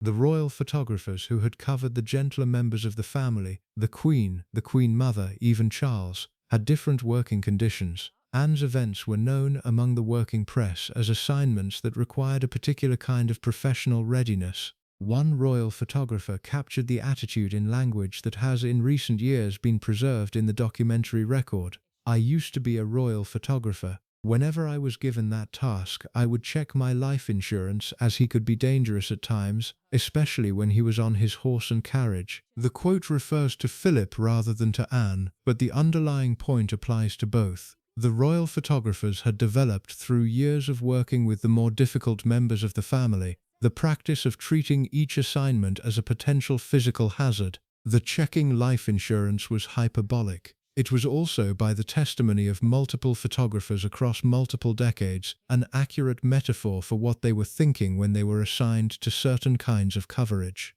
The royal carriage events that Philip drove in, the equestrian events that Anne competed in, the walkabouts where either of them was likely to encounter the kind of media attention that produced the sharp reactions both of them were famous for. A more recent account from a working royal photographer, in 2022, captured the Anne version of the same dynamic directly. A royal photographer has compared Princess Anne's attitude towards the media to that of Prince Philip, revealing that the 72-year-old couldn't care less about its presence when she's not on duty. The phrasing is significant, couldn't care less. The photographer was describing a senior member of the royal family who, when not actively engaged in the formal duties of her public role, had no interest whatsoever in the press's presence around her.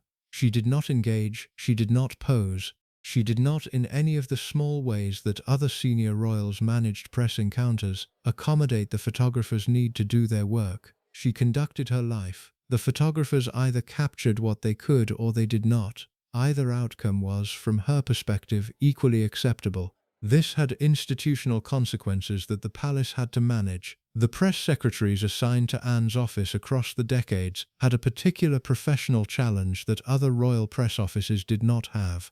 They could not, on any given day, predict what their principal would say to a photographer or a journalist. They could, however, predict that whatever she said would be, by the standards of conventional royal media management, too direct. The press office's job, as a result, became a kind of continuous translation. The palace produced around Anne the kind of softened communication that allowed her actual conduct to be reframed for British public consumption as something more palatable. This was the institutional cooperation that had operated around Philip's gaffes for decades. The press knew what he had actually said. The press reported a version of what he had said that was suitable for the family papers. The country read the softer version and treated the figure described in the softer version as the actual person. The palace facilitated the softening. The actual person and the reported person, by the operation of the system, became different people in the public mind, with the actual person preserved only in the working memories of the journalists who had been present. Anne benefited from the same system. The naff off rather than the actual word she had used. The no-nonsense framing rather than the more precise descriptions that would have been available. The hard-working emphasis that allowed the British press to discuss her in terms of the engagements she completed, rather than in terms of the manner in which she completed them. The system worked. The country received, across decades, a version of Anne that was, without being false in any specific factual sense, significantly softer than the version her staff and the working press encountered in their actual professional lives. The press, in extending this softening to her, was not doing her a favor in any particular sense. The press was doing what the press had been doing for the British royal family for the entire post-war period. The arrangement was institutional. The royals were protected from the consequences of their own conduct in exchange for the access that the press received to cover them. Anne received the protection. She gave very little access in return. The arrangement was, by the standards of the working press, less than fair to the press's interests. But the arrangement held because the alternative, the press treating the royal family with the same scrutiny it applied to politicians, businessmen, or other public figures, would have produced consequences that neither side particularly wanted. What the press did not soften, however, was the texture of working with her at close range. The journalists who had been on the receiving end of her dismissals knew what they had received. The photographers who had been told to perform sexual acts on themselves knew what they had been told. The institutional softening that produced the public version of her did not erase, in the working memories of the people who covered her, the actual version they had encountered. They remembered. Their memories accumulated across decades. The accounts that have in recent years begun to enter the documentary record represent the slow release of those accumulated memories. What the accounts collectively describe is a working environment that the British press had decided, on balance, was acceptable. The acceptability was a function of several factors. Anne was not, by any account, randomly cruel. The dismissals she produced were directed at specific provocations: photographers who would not stop shooting, journalists who asked questions she found inappropriate, members of the working press who had failed in some specific way to maintain the professional distance she required. She did not, in the way that some difficult public figures did, produce the kind of arbitrary unpleasantness that made working with her structurally impossible. She produced a predictable kind of unpleasantness. The press could prepare for it.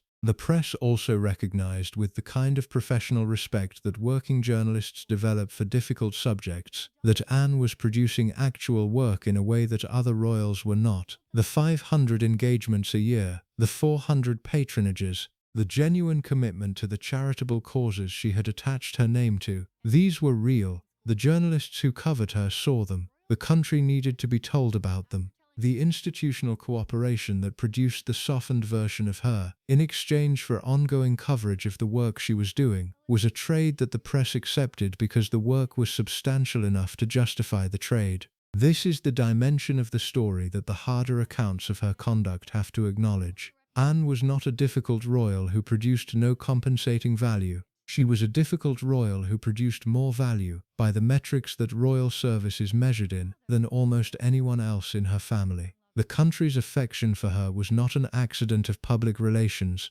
It was earned in the practical sense that affection in democracies tends to be earned by the visible production of useful work over a long period of time, sustained without complaint, in service of the institution that the affection is ultimately directed at. The staff who served her benefited in some measure from this dimension of her conduct. They were difficult to work for. They were also by the working understanding that developed across her household, in the service of someone whose work was unusually substantial. The assignment was hard. The assignment was also, in its accumulated meaning, valuable. The staff who lasted in her household across long periods were, by their own subsequent accounts, often genuinely proud of having served her, not because the service was easy, because the service was, by its difficulty, distinctive. There is one further dimension of her relationship with the press that needs to be addressed before we close this part. It concerns her own subsequent statements about the public roles she had been performing. In 2018, in a BBC documentary called The Queen, Her Commonwealth Story, Anne offered an unusual moment of direct reflection on what her early public career had felt like. The reflection concerned the royal walkabouts, the practice, developed in the 1970s, of senior royals walking among crowds at public events to greet ordinary members of the public. The walkabouts had been, in the institutional design of the period, a way of making the royal family seem more accessible. They had become, by the time Anne was reflecting on them, a standard feature of royal public engagements. Just a thing come into my mind. Tell us in the comments where you are from. Also, if you like this documentary, please consider subscribing. She had, by her own account, hated them. I hated doing royal walkabouts when she was younger. Can you imagine as teenagers? Hardly the sort of thing you would volunteer to do, she said. How many people enjoy walking into a room full of people you've never met before, and then try a street? The admission is unusual. Senior royals do not typically describe in public interviews the parts of their public role they did not enjoy. Anne, in this case, did. She described with the kind of practical directness that characterized everything else about her, the genuine professional discomfort that walkabouts had produced for her since she had first been required to perform them in her teens. The admission tells you something about her that the public version of her, the brisk, competent princess, has not always made clear. She had not been performing the work because she enjoyed it. She had been performing it because she had decided, somewhere in her early adulthood, that performing it was her duty. The duty was the framework. The performance was the discharge of the framework. The personal preference she had about the activities involved was, by her own internal accounting, irrelevant to the question of whether she would perform them. This is the temperament her father had given her, expressed in the most articulate form she had ever produced about herself. She did not enjoy walkabouts. She had performed them anyway for 50 years. The not enjoying had not at any point modified the performing. The duty had been the determining fact. The personal cost, The genuine discomfort of walking into rooms full of strangers and producing for them the kind of polite engagement her temperament did not naturally produce, had been the cost she had decided to pay because she had decided that the duty required her to pay it. The photographers who had received the brisk dismissals across the decades had been, in some sense, the recipients of the costs that the temperament was producing internally. The discomfort she was managing in her own internal experience, the internal pressure of doing work she did not enjoy at the rate she had committed to do it, these had to express themselves somewhere. They expressed themselves, predictably, at the people in her professional vicinity who failed to maintain the small accommodations she required from them, the photographers who would not stop shooting, the journalists who asked the wrong questions, the staff who in the next part of this documentary will be examined as the largest group of people who absorbed what Anne could not, in her own internal accounting, absorb without releasing some of it onto the people around her. In the part that follows we move from the press to the staff. The Gatcombe Park household, the bodyguards who came and went across the decades, the ladies-in-waiting who learned to operate inside her particular requirements, and the ones who did not last.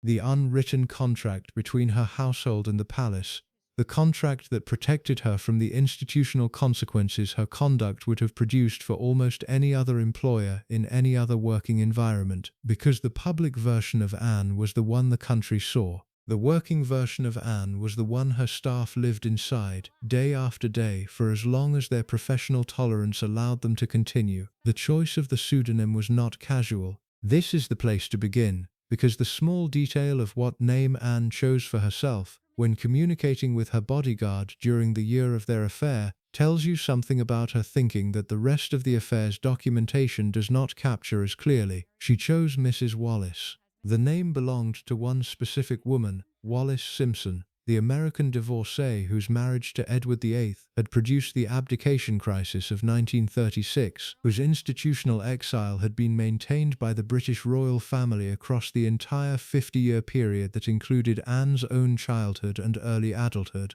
and who was in 1979 when Anne began using the pseudonym, still alive and still living in Paris on the wrong side of the door her family had closed in her face 4 decades earlier. Anne's grandmother, the Queen Mother, had been the principal architect of the Wallace exile. We have examined this elsewhere. The Queen Mother had spent her life ensuring that Wallace would not be forgiven, would not be received, would not be granted the title that would have placed her on equal footing with the rest of the family she had married into. The grudge had been one of the most consistent features of the Queen Mother's emotional life. It would last another 7 years from the date Anne began using the pseudonym until Wallace died in April 1986. Anne had grown up watching this. She had been 28 years old in 1979. She had been raised in the household where the Wallace grudge was operative throughout her childhood and adolescence. She had absorbed from her family's daily conduct exactly what the institutional position on Wallace was, that the woman was unforgivable, that she was outside the family's warmth, that she represented in the family's collective understanding the kind of romantic disorder that the institution could not tolerate. And yet Anne, when she needed a private alias for her own clandestine relationship with a man below her station, chose Wallace's name. There are several possible readings of this choice. The simplest is that it was an internal joke. Anne had a dry sense of humor, a quality that her father had also possessed, and that had been in both of them the partial compensation for the harder qualities of their shared temperament. A pseudonym is a small private decision. The choice of Wallace as a pseudonym, by a woman conducting an affair her family would have disapproved of, has the structure of a private joke that the woman making the choice fully appreciates, and that no one else is positioned to understand. The more serious reading is that the choice tells you something about Anne's actual relationship to her family's framework. She had absorbed the framework in the sense that she could operate within it. She had not, by every indication, fully internalized it. The grandmother who hated Wallace was the grandmother Anne had to interact with on family occasions, but the hatred was not Anne's hatred. Anne saw the situation from a slightly different angle. She saw a woman who had married a man who loved her. She saw a family that had refused across decades to accept the marriage. She saw, perhaps, the structural similarity between Wallace's situation and her own, a senior royal woman conducting a relationship that the family would not approve of, calculating the consequences of that disapproval, and proceeding anyway. Anne was not Wallace. The differences are significant. Wallace had been pursuing marriage. Anne was pursuing an affair. Wallace had been an outsider trying to enter the family. Anne was a family member temporarily exiting some of the family's assumptions about her conduct. The structural similarity is real but partial. What the pseudonym told Peter Cross when Anne first used it with him is harder to assess. Cross was a working police officer. He was not, by his background, the kind of man who would have known the full institutional weight of the name Wallace in the British royal family's internal vocabulary. He probably did not understand, when his princess told him to call her Mrs. Wallace, exactly what kind of choice she had made. He may have thought it was a charming small detail. He may have thought it was just a name she had picked for the practical purpose of phone calls and written communication. He may have not thought about it at all. Anne thought about it. The choice had been hers. She had selected, from the available options, the name of the most ostracized woman in her family's modern history. She had decided that this was the name she would use for herself in the context of her own ostracizable conduct. The decision was deliberate, in the way her decisions about most things tended to be deliberate. The deliberateness is the part of the story that has not, in the available documentary record, been fully examined. The relationship itself can be reconstructed from the available accounts. Cross was assigned to Anne's protection detail in 1979. He was 33 years old. He had been a metropolitan police officer for over a decade. He was, by every account, capable at his work and well regarded by his colleagues. The Royal Protection Detail was a desirable assignment within the Metropolitan Police. It carried prestige, it offered exposure to the senior figures of British public life, and it was the kind of work that built careers in the police service. Cross was assigned specifically to Anne. The assignment lasted in his official capacity for almost a year. Across that year, he travelled with her, accompanied her to public engagements, was present at the small private occasions that royal protection officers were typically present at, and developed the kind of close working relationship that bodyguards inevitably develop with the people they are guarding.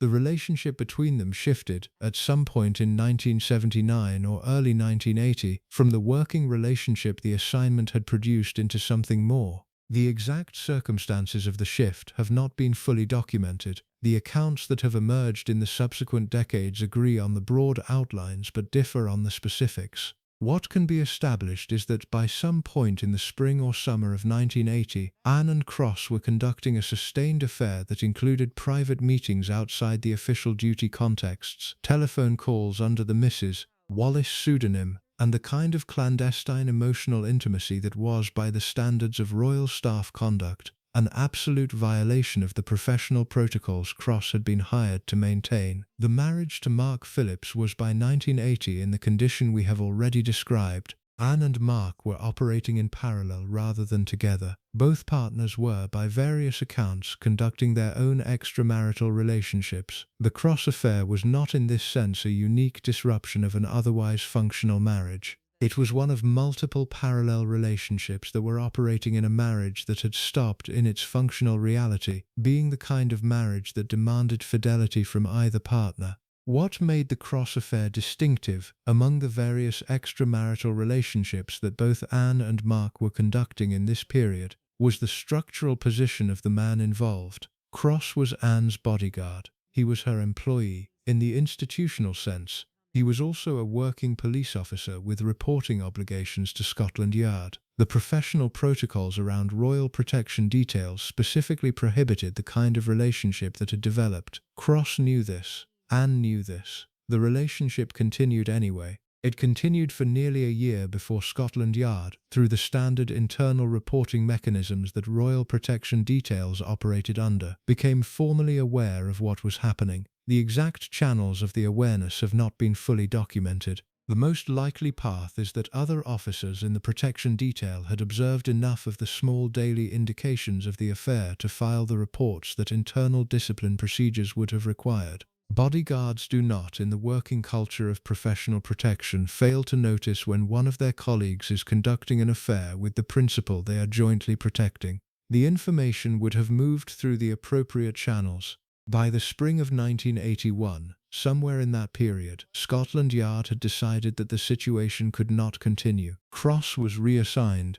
The reassignment was handled with the institutional discretion that Scotland Yard could deploy in such situations.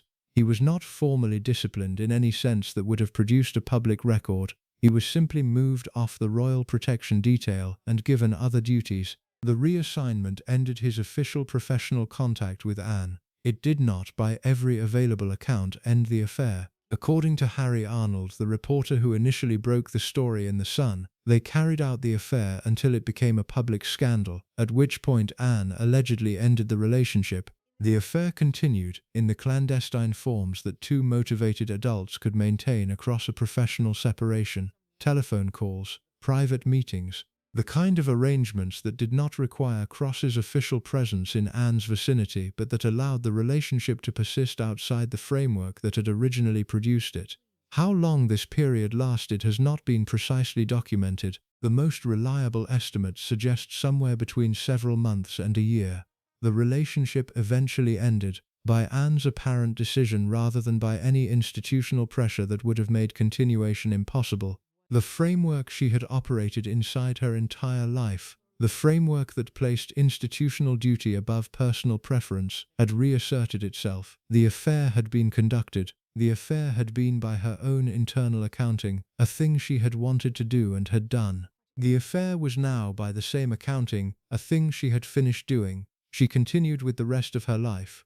Cross did not have the same options. He had given up a successful police career for the affair. Directly, in the sense that the affair had cost him his royal protection assignment, and indirectly, in the sense that the implications of his conduct had affected his subsequent professional trajectory in ways that were difficult to quantify but real.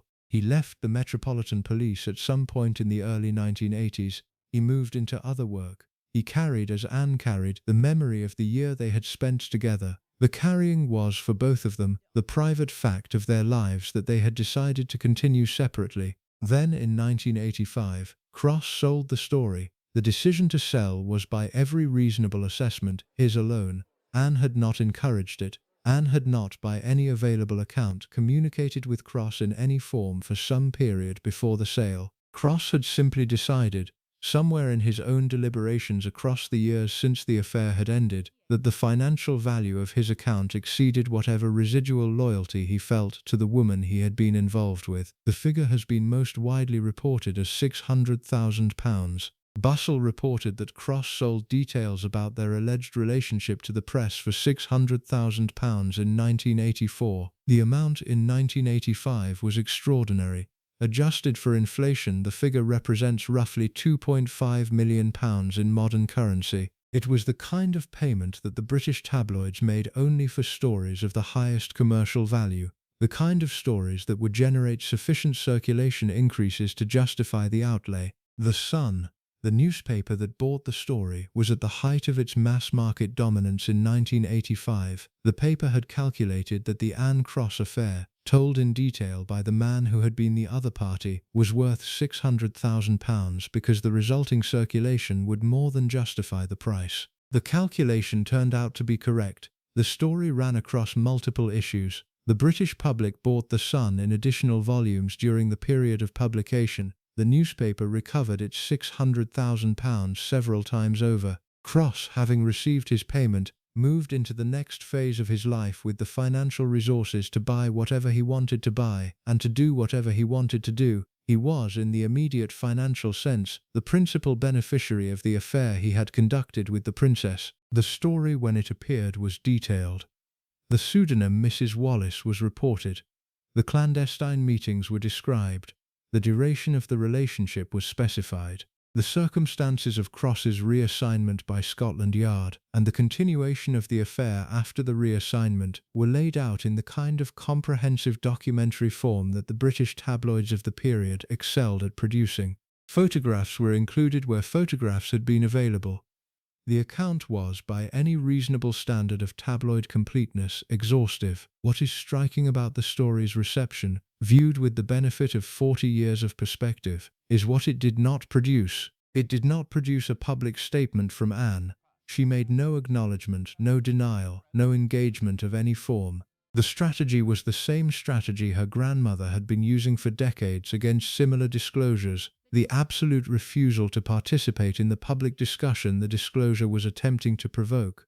The strategy worked. Without Anne's participation, the story had nowhere to go after its initial run. The Sun could not generate further developments without further information, and the further information was not available because Cross had given his single comprehensive account and had no additional material to provide. The story also did not produce a public reaction from the rest of the royal family. The Queen made no statement, Prince Philip made no statement, Mark Phillips, technically still Anne's husband at the time of the story's publication, made no statement. The institutional silence was complete. The family had decided with the same coordinated discipline that it had deployed against similar exposures across the previous decades, that the story would be denied the additional oxygen that any official engagement would have provided. The country, denied the additional information that would have sustained the story, moved on. Within several weeks of the original publication, the Anne Cross affair had faded from active press attention. Within several months, it had become one of the historical incidents that the British public knew about in general outline but no longer thought about in specific detail. By the late 1980s, the affair was a footnote in the larger narrative of Anne's life, the kind of detail that biographers had to address briefly when writing about her, but that had not in any visible sense altered the public's understanding of who she was. This was the institutional management of disclosure that the British royal family had been refining since the early 20th century. The disclosure, denied engagement, lost its commercial half-life and faded. The figure who had been disclosed about, having absorbed nothing, continued unchanged.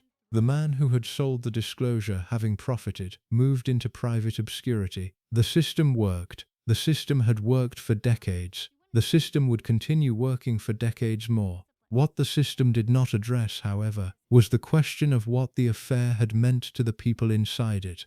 The institutional silence preserved the public version of Anne. It did not preserve, in any meaningful sense, the internal experience that the affair had represented for either Anne or Cross. They had loved each other.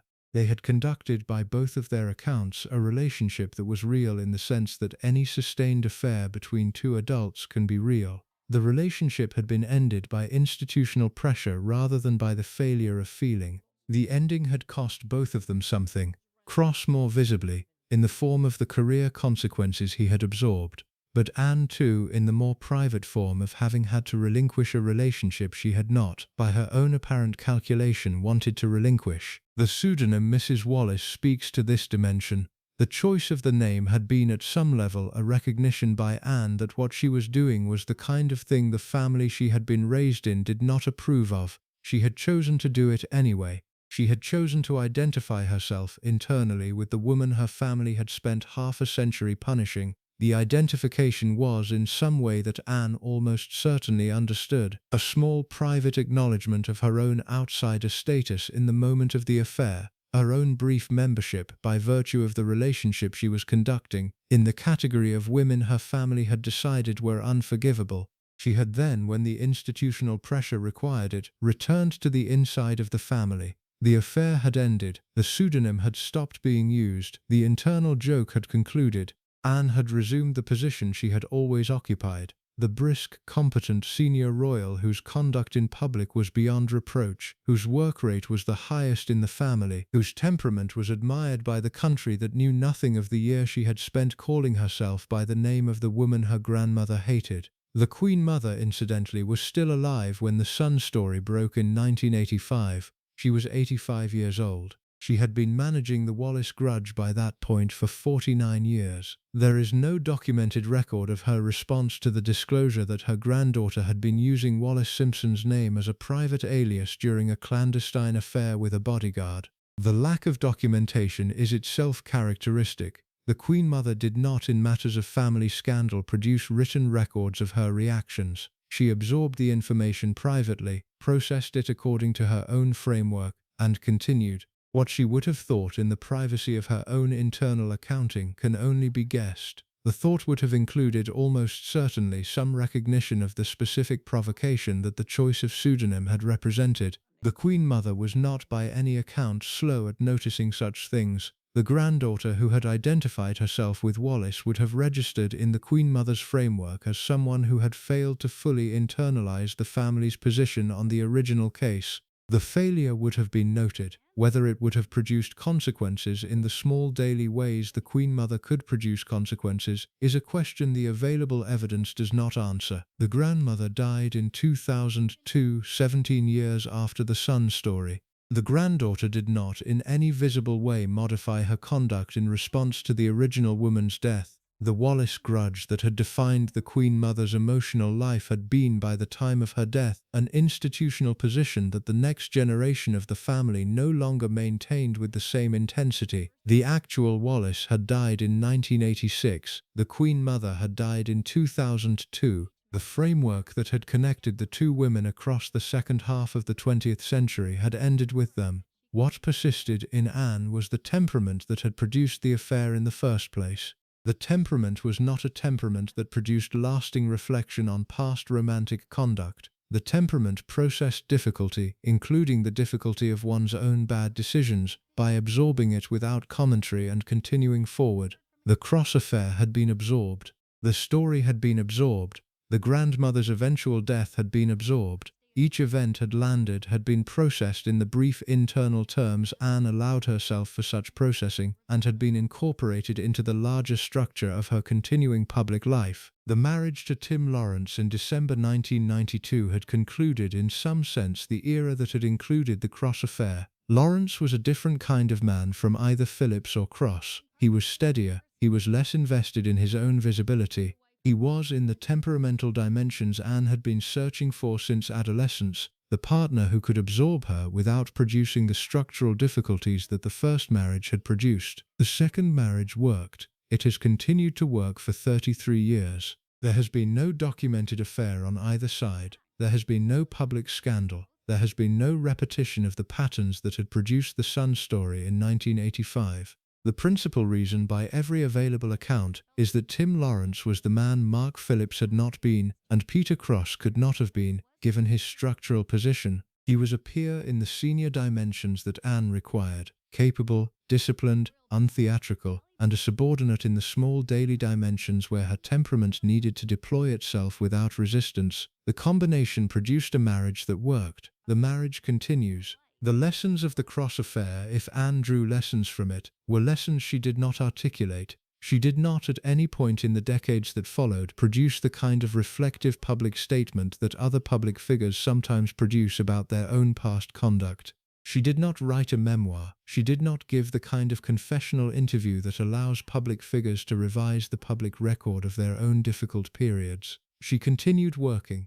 The work continued at the same rate it had been operating before the affair, during the affair, after the disclosure. 500 engagements a year, 400 patronages, the brisk, competent execution of duties that her temperament had been trained to execute regardless of what was happening internally. In the part that follows, we move from the Cross affair to the children. Peter Phillips, born in 1977 during the period that immediately preceded the Cross affair. Zara Phillips, born in 1981, during the period when the affair was at its most active. The two children who were raised inside the marriage that was failing while their mother conducted her relationship with her bodyguard, who absorbed the daily reality of their parents' parallel lives, and who emerged, somehow, as functional adults despite the household conditions they had grown up inside. Because the children's case is the part of the story that requires the most careful handling. The marriage was failing. The mother was busy.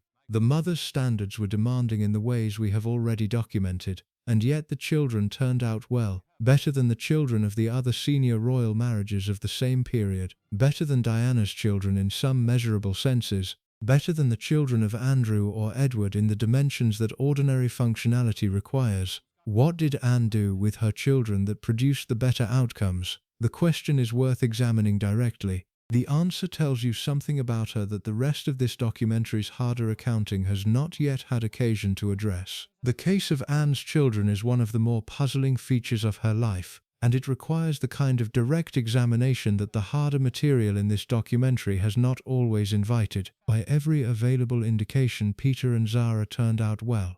This is the foundational fact about them. Both are now adults in middle age. Both are married. Both have children of their own. Both have built working careers in fields that draw on their own genuine capabilities rather than on their inherited connection to the British royal family. Neither has, in the decades of their adult lives, produced the kind of public scandal that the children of other senior royals of the same generation have produced. They are, by the metrics that ordinary functionality is measured by, the most functional adult children of any of the four siblings of Queen Elizabeth II. This is striking. It is striking because the household they were raised inside was, by the accounts we have been examining, not the kind of household that conventional psychological frameworks would predict to produce well-adjusted children. The marriage was failing.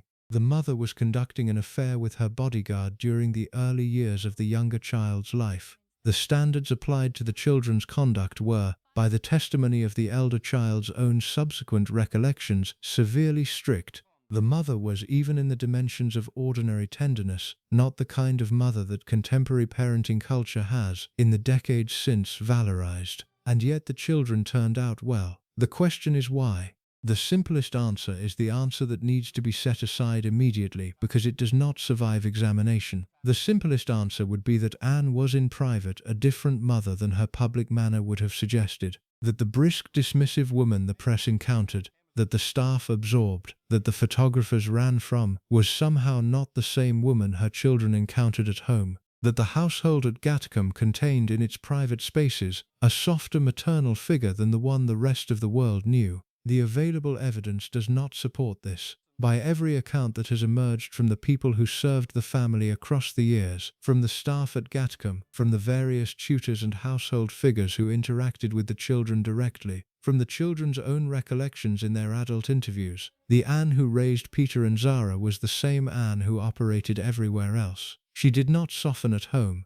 She did not produce for her own children a different kind of attention than she produced for everyone else who came into her professional vicinity.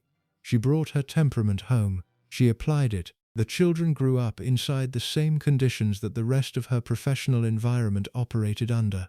What the children received, however, was something specific that the rest of her professional contacts did not receive. They received, alongside the standards and the strictness and the impatience with anything she considered fuss, the foundational fact of her unconditional commitment to them. They were her children. The commitment was absolute. The strictness was operating inside the commitment, not in place of it. This is the distinction that explains the puzzle. Anne was strict with her children. She was demanding.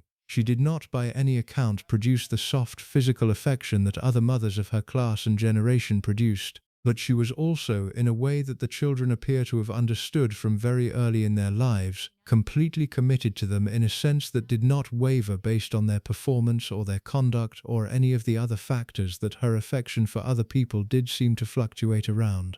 They were inside the commitment. The strictness was the form the commitment took. The form was hard. The commitment was real. The decision about titles is the first concrete expression of this commitment that we have access to. Peter was born on the 15th of November 1977. Within hours of his birth, the question of his title arose.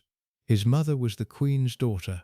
By the conventional rules of British royal honours, his father, Captain Mark Phillips, could have accepted an earldom at the time of his marriage, which would have made Peter a viscount or earl from birth. Phillips had declined the earldom in 1973 with Anne's encouragement. The decision had been made then that the children of the marriage would be born without titles. The decision was reaffirmed at Peter's birth. The Queen, by various accounts, offered to confer the titles of Prince and Princess on her grandchildren, regardless of what their parents had decided. Anne, again with Phillips's agreement, declined. Peter would be born as plain Peter Phillips, the great-grandson of George V, but not himself a prince, the great-nephew of the Duke of Windsor, but not himself a member of the working royal family in the institutional sense. Zara, when she was born on the 15th of May 1981, was treated the same way. She was Zara Phillips. The royal connection was a fact of her family, but not a fact of her own person. This decision had specific consequences. The children would attend ordinary schools. The children would be educated in environments where their classmates were not the children of other senior royals but the children of ordinary British professional families who happened to send their children to the same schools the Phillips family had chosen. The children would on the basis of their own subsequent abilities and choices, have to construct careers that would not be supplied to them by their inherited position. Peter would work in sports management. Zara would compete in equestrian events at the international level on the basis of her own actual riding ability, eventually winning the silver medal at the 2012 London Olympics that confirmed she had earned her place in the discipline through performance rather than through inheritance. What this told the children across their entire upbringing was that their value would be determined by their own capability rather than by their birth. The framework was unusual in the British royal family of the period. Diana's children, raised in parallel households, received the conventional titles and the conventional institutional preparation for the conventional royal roles they would eventually be expected to play. Andrew's daughters, raised slightly later, received the same conventional titles and the same conventional preparation. Edward's children eventually adopted a similar approach to Anne's, but they did so a decade after Anne had pioneered the decision. Anne was the first. Anne was in this dimension ahead of the rest of the family by a measurable distance. The framework was demanding in its own way. Children who are told from birth that their value will be determined by their capability are children who absorb a particular kind of pressure. They have to perform. They have to develop across their childhoods the kind of practical competence that their position will require. They cannot rely on the institutional packaging that produces in royal children of more conventional upbringings the soft landings that institutional support provides regardless of capability. Peter and Zara absorbed this. By every account, they absorbed it without producing the kind of resentment that the framework might have produced in different children. They appeared to understand, even from a very young age, that what their mother had done in declining their titles was a gift rather than a deprivation. They would have to make their own way. They would, as a result, get to make their own way. The freedom and the demand were two sides of the same arrangement. The strictness inside the household worked the same way. The children received the brisk, demanding mother that everyone else received. They also received, alongside the briskness, the implicit assurance that the demands were calibrated to what they were capable of meeting. The mother who told them to behave on the Buckingham Palace balcony, and who would, as Peter has recalled, smack them around the ear if they failed, was the mother who had decided on the basis of close observation of her children that they were capable of behaving on the balcony at the age she was requiring it of them. The demand was demanding. The demand was also, by the mother's assessment, achievable. The achieving was the job. The smack was the consequence of failing the job. This is the dimension of Anne's mothering that the harder accounts of her conduct have not, on the whole, fully addressed. She was demanding because she believed her children could meet the demands. She was strict because she was committed to producing competent adults rather than indulged children. She was unsentimental because she had concluded, on the basis of her own upbringing and her own observation of other royal families, that sentimentality produced damage in the children of public figures rather than the protection that conventional parenting culture assumed it produced. The framework was hard. The framework was also, by the metrics of producing adults who could function in the world, effective. The children absorbed it. They produced, by the accounts we have access to, a version of childhood that was demanding but not damaging. They had clear rules. They knew what their mother required of them. They knew also that their mother was paying attention, that the demands were the form her attention took, and that the alternative to the demands would not have been a softer kind of attention but a less complete kind. They preferred the complete attention. They produced in response to it the conduct she was asking them to produce. There were specific moments preserved in the public record that capture how this worked in practice. The Buckingham Palace balcony appearances were among the most demanding settings the children operated in.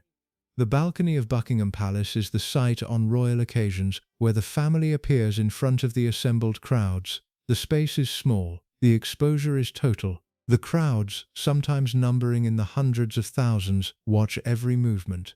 The press cameras capture every expression. The children of the family who are old enough to be on the balcony are, in the moment of the appearance, performing the conduct of public royalty in front of the country that has organized to watch them perform it.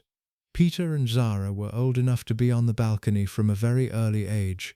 Peter was on the balcony for the first time before his second birthday. Zara was on the balcony in her first year. The balcony appearances were, for them, one of the foundational settings in which they encountered their mother's demands directly. The demands were specific. They were to stand still. They were to look pleasant. They were to wave at the crowd if their mother indicated that they should wave. They were to do all of this without producing the kind of fidgeting or attention-seeking conduct that small children naturally produce in such settings. The discipline that produced this conduct was, by Peter's own subsequent recollection, physical. His mother enforced strict rules for him and his sister Zara Tyndall, while on the palace balcony. Phillips recalled that Anne would give them a smack around the ear if they misbehaved in front of the public. Peter's recollection was offered in the 2025 ITV documentary, in a tone that was not particularly aggrieved. He was, by the time of the recollection, a man in his late 40s with children of his own. He could remember the discipline that had been applied to him with the kind of detached perspective that adult children develop about the parenting they received. He did not, by his presentation in the documentary, seem to resent the smacks around the ear. He seemed to remember them as one of the specific features of the childhood his mother had produced for him. The features were what they were. He had absorbed them. He had emerged on the other side of his childhood, without the kind of damage that the smacks might in different children have produced. The reason the discipline worked, by every available account, is that it was applied within the framework of the unconditional commitment we have already identified. Peter and Zara knew their mother loved them. The smacks did not, in their childhood understanding, indicate any wavering of the love. The smacks indicated simply that they had failed at a specific task they had been given, and that the consequence of failure was the smack. The next time they would do better. The doing better was the goal. The mother who had smacked them was the same mother who would that evening or the following day or whenever the next domestic occasion required her presence give them the kind of brisk, warm attention that her temperament made available. The two operated together. The children understood the operation. What the framework also produced, in addition to the functional adults Peter and Zara became, was a particular kind of relationship with the family they were part of. The children grew up understanding that their position in the British royal family was, in their own person, secondary. Their mother was the senior royal, their grandmother was the queen. The family's institutional weight ran through these figures, and the children had to find their own functional position within the larger structure. This position was, for them, lateral rather than central. They were not heirs. They had no expectation of becoming senior working royals.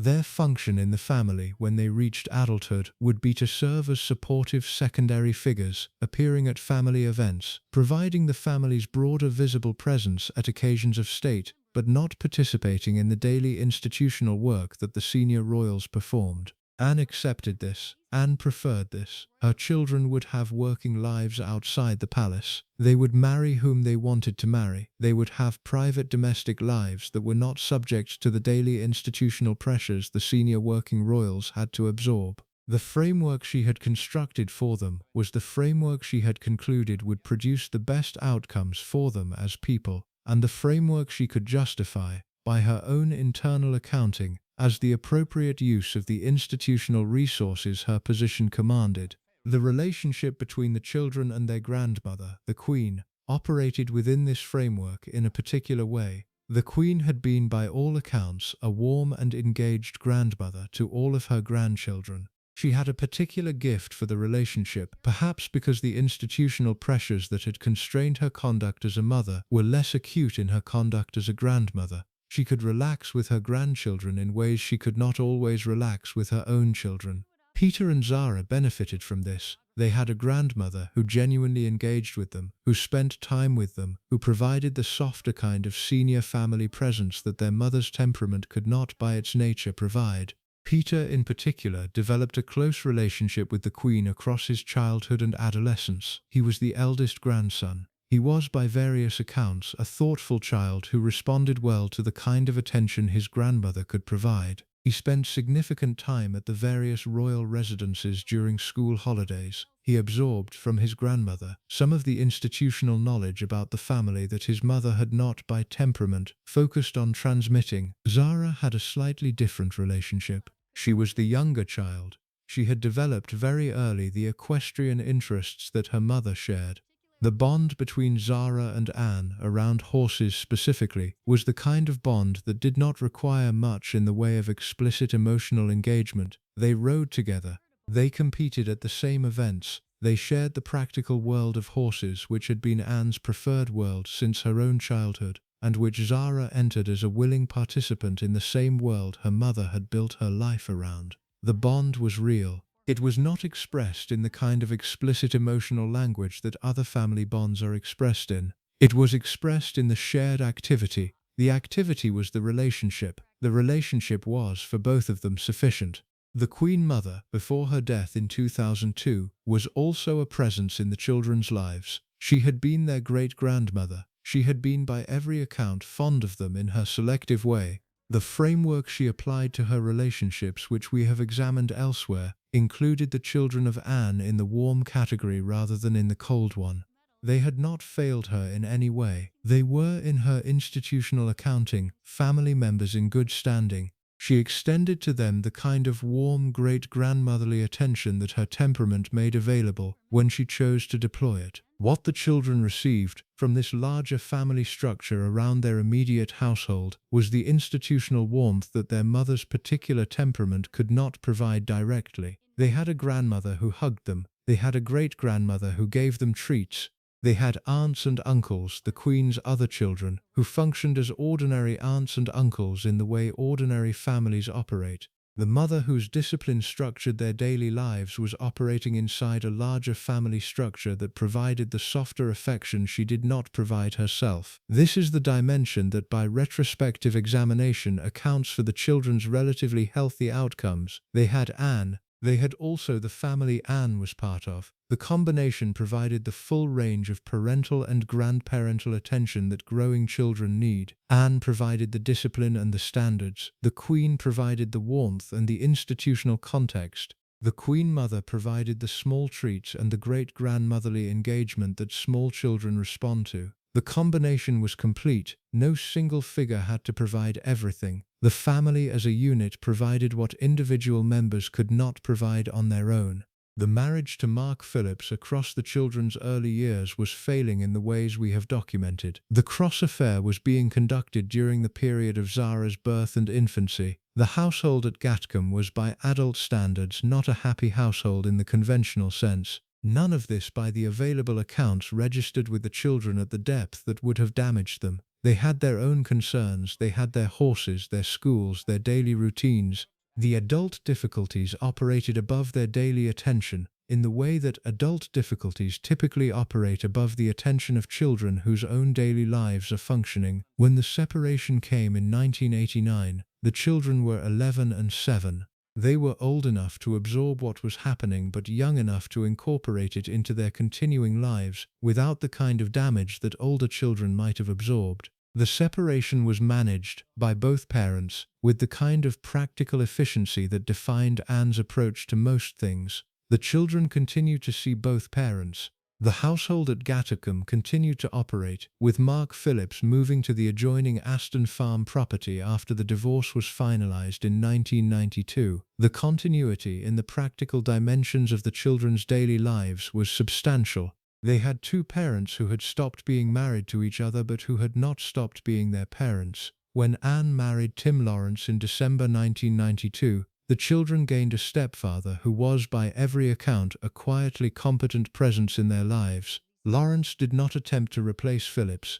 He occupied his own position within the household. The second husband, the steady male presence, the figure whose function was to support the woman his marriage had connected him to without producing the kind of complications that the first marriage had produced. The children adjusted. By the time they reached adulthood in the late 1990s and early 2000s, they were operating in the kind of expanded family structure that contemporary domestic arrangements often produce. Two parents who were divorced, a stepfather who was steady, a network of grandparents and aunts and uncles that provided continuity, and the ongoing institutional presence of the British royal family as the framework that contained all of these other relationships. What Anne had produced in raising them was the outcome she had been aiming for.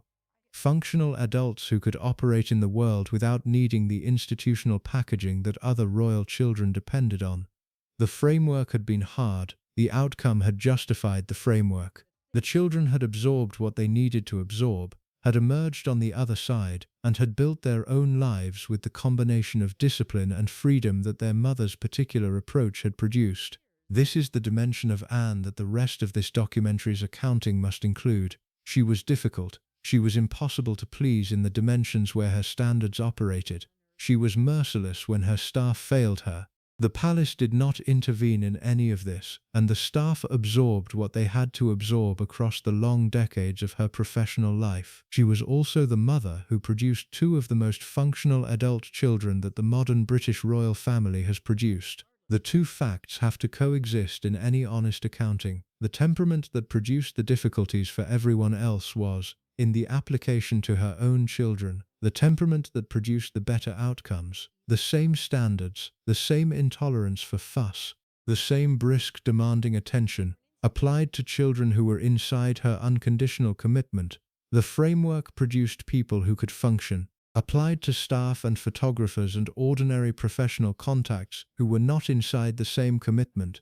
The framework produced the difficulties this documentary has been examining. The difference was the commitment. The children had it. Almost no one else did. In the part that follows, we move to the staff, the household at Gatcombe Park, the bodyguards who came and went, the ladies-in-waiting who learned to operate inside her requirements, the palace's institutional decision not to address her conduct, the unwritten contract that governed life inside her professional vicinity, which was not the same contract that governed life inside her family, and which produced consequences for the people inside it that the family arrangements protected the children from. Because the children had been inside the warmth, the staff were not. The same temperament that produced the outcomes the children's case represents produced very different outcomes when applied to people who could not, by their structural position, access the underlying commitment that made the strictness tolerable. The household at Gatcombe Park, across the 50 years Anne has occupied it, has run as a working royal establishment of moderate size. The estate covers 730 acres. The main house contains 9 bedrooms, 4 reception rooms, a library, a billiard room, and the staff accommodation that allowed Anne to maintain a working household without producing the kind of elaborate establishment her grandmother had operated at Clarence House. The scale has been deliberate. Anne does not, by every available account, want a large staff. She prefers a small one.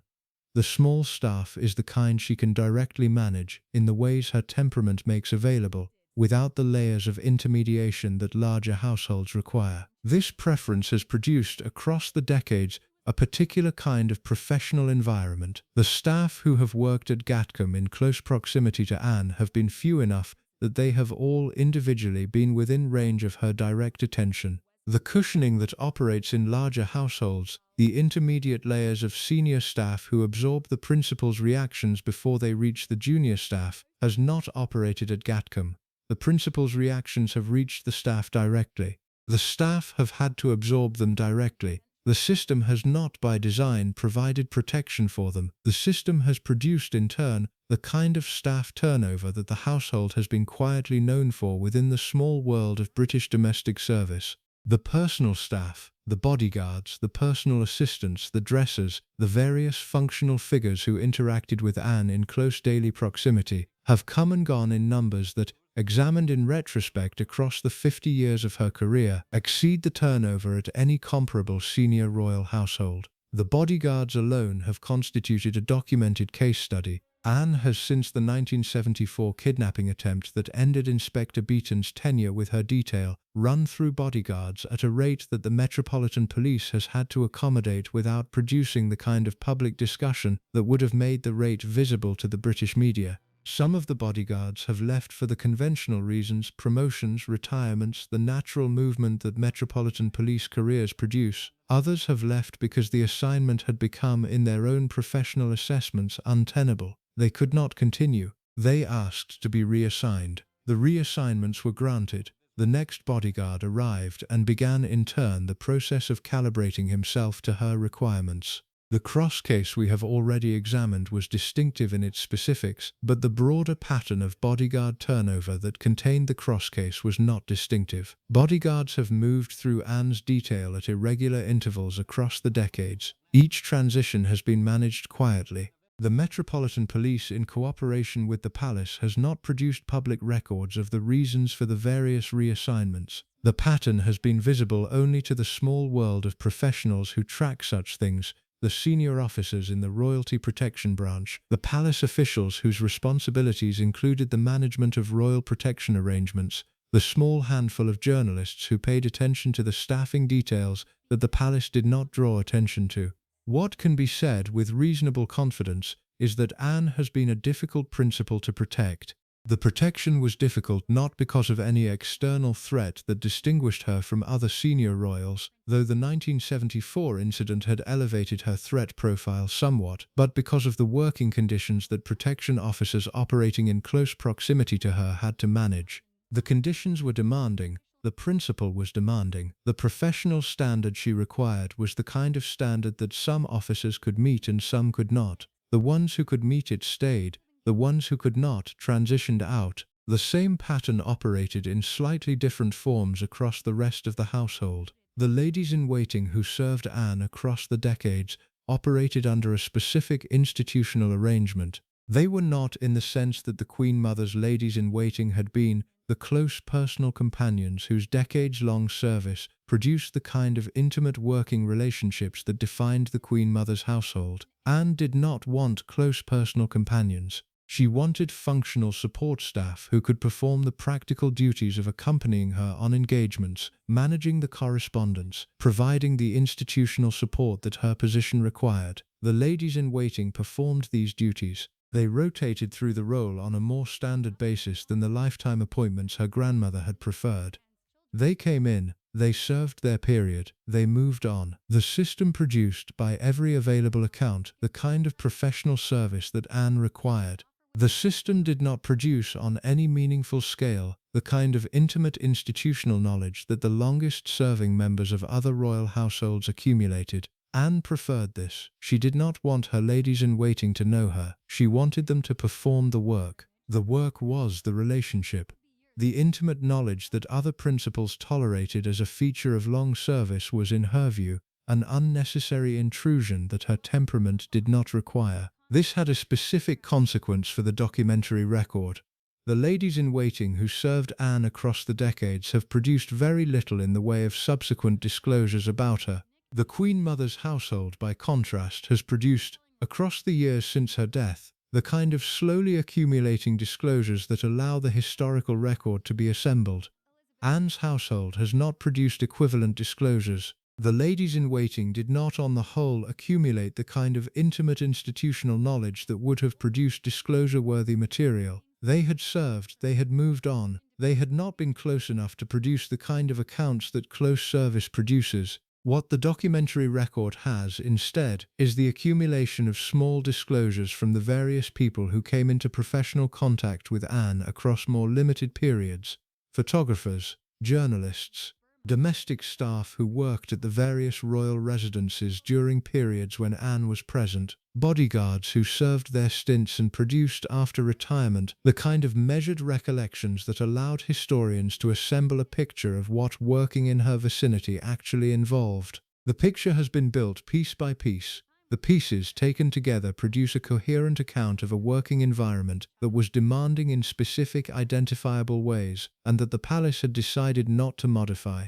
The most useful single source on this material in recent years has been the royal author Tom Quinn, whose 2024 book Yes Ma'am, The Secret Life of Royal Servants drew on interviews with dozens of former staff members across multiple royal households. The book is not specifically about Anne. It includes material on Anne alongside material on the Queen Mother, Charles, Diana, and the other senior royals whose staff Quinn was able to interview. But the material on Anne, when assembled from across the book, produces a consistent picture. The picture is one of a principal who was, by the testimony of staff who served her, sharper than most of her family members in the dimensions that mattered to staff. She did not, by these accounts, indulge the small social grace notes that other senior royals extended to staff as a matter of course. She did not learn the names of the junior staff. She did not produce the small personal acknowledgements, the inquiries about families, the recognitions of birthdays, the kind of small institutional warmth that other principals deployed to make their staff feel valued. That constituted, in other royal households, the soft compensation that made the harder demands of royal service tolerable.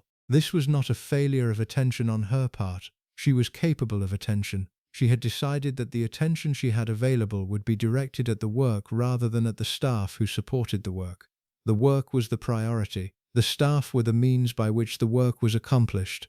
The staff who needed personal acknowledgement in order to feel valued in their roles were, by her implicit assessment, the wrong kind of staff. The right kind of staff would be motivated by the work itself, by the privilege of supporting one of the hardest working senior royals in modern British history, by the institutional satisfaction of contributing to the public good her engagement served, by the practical professional development that her household offered.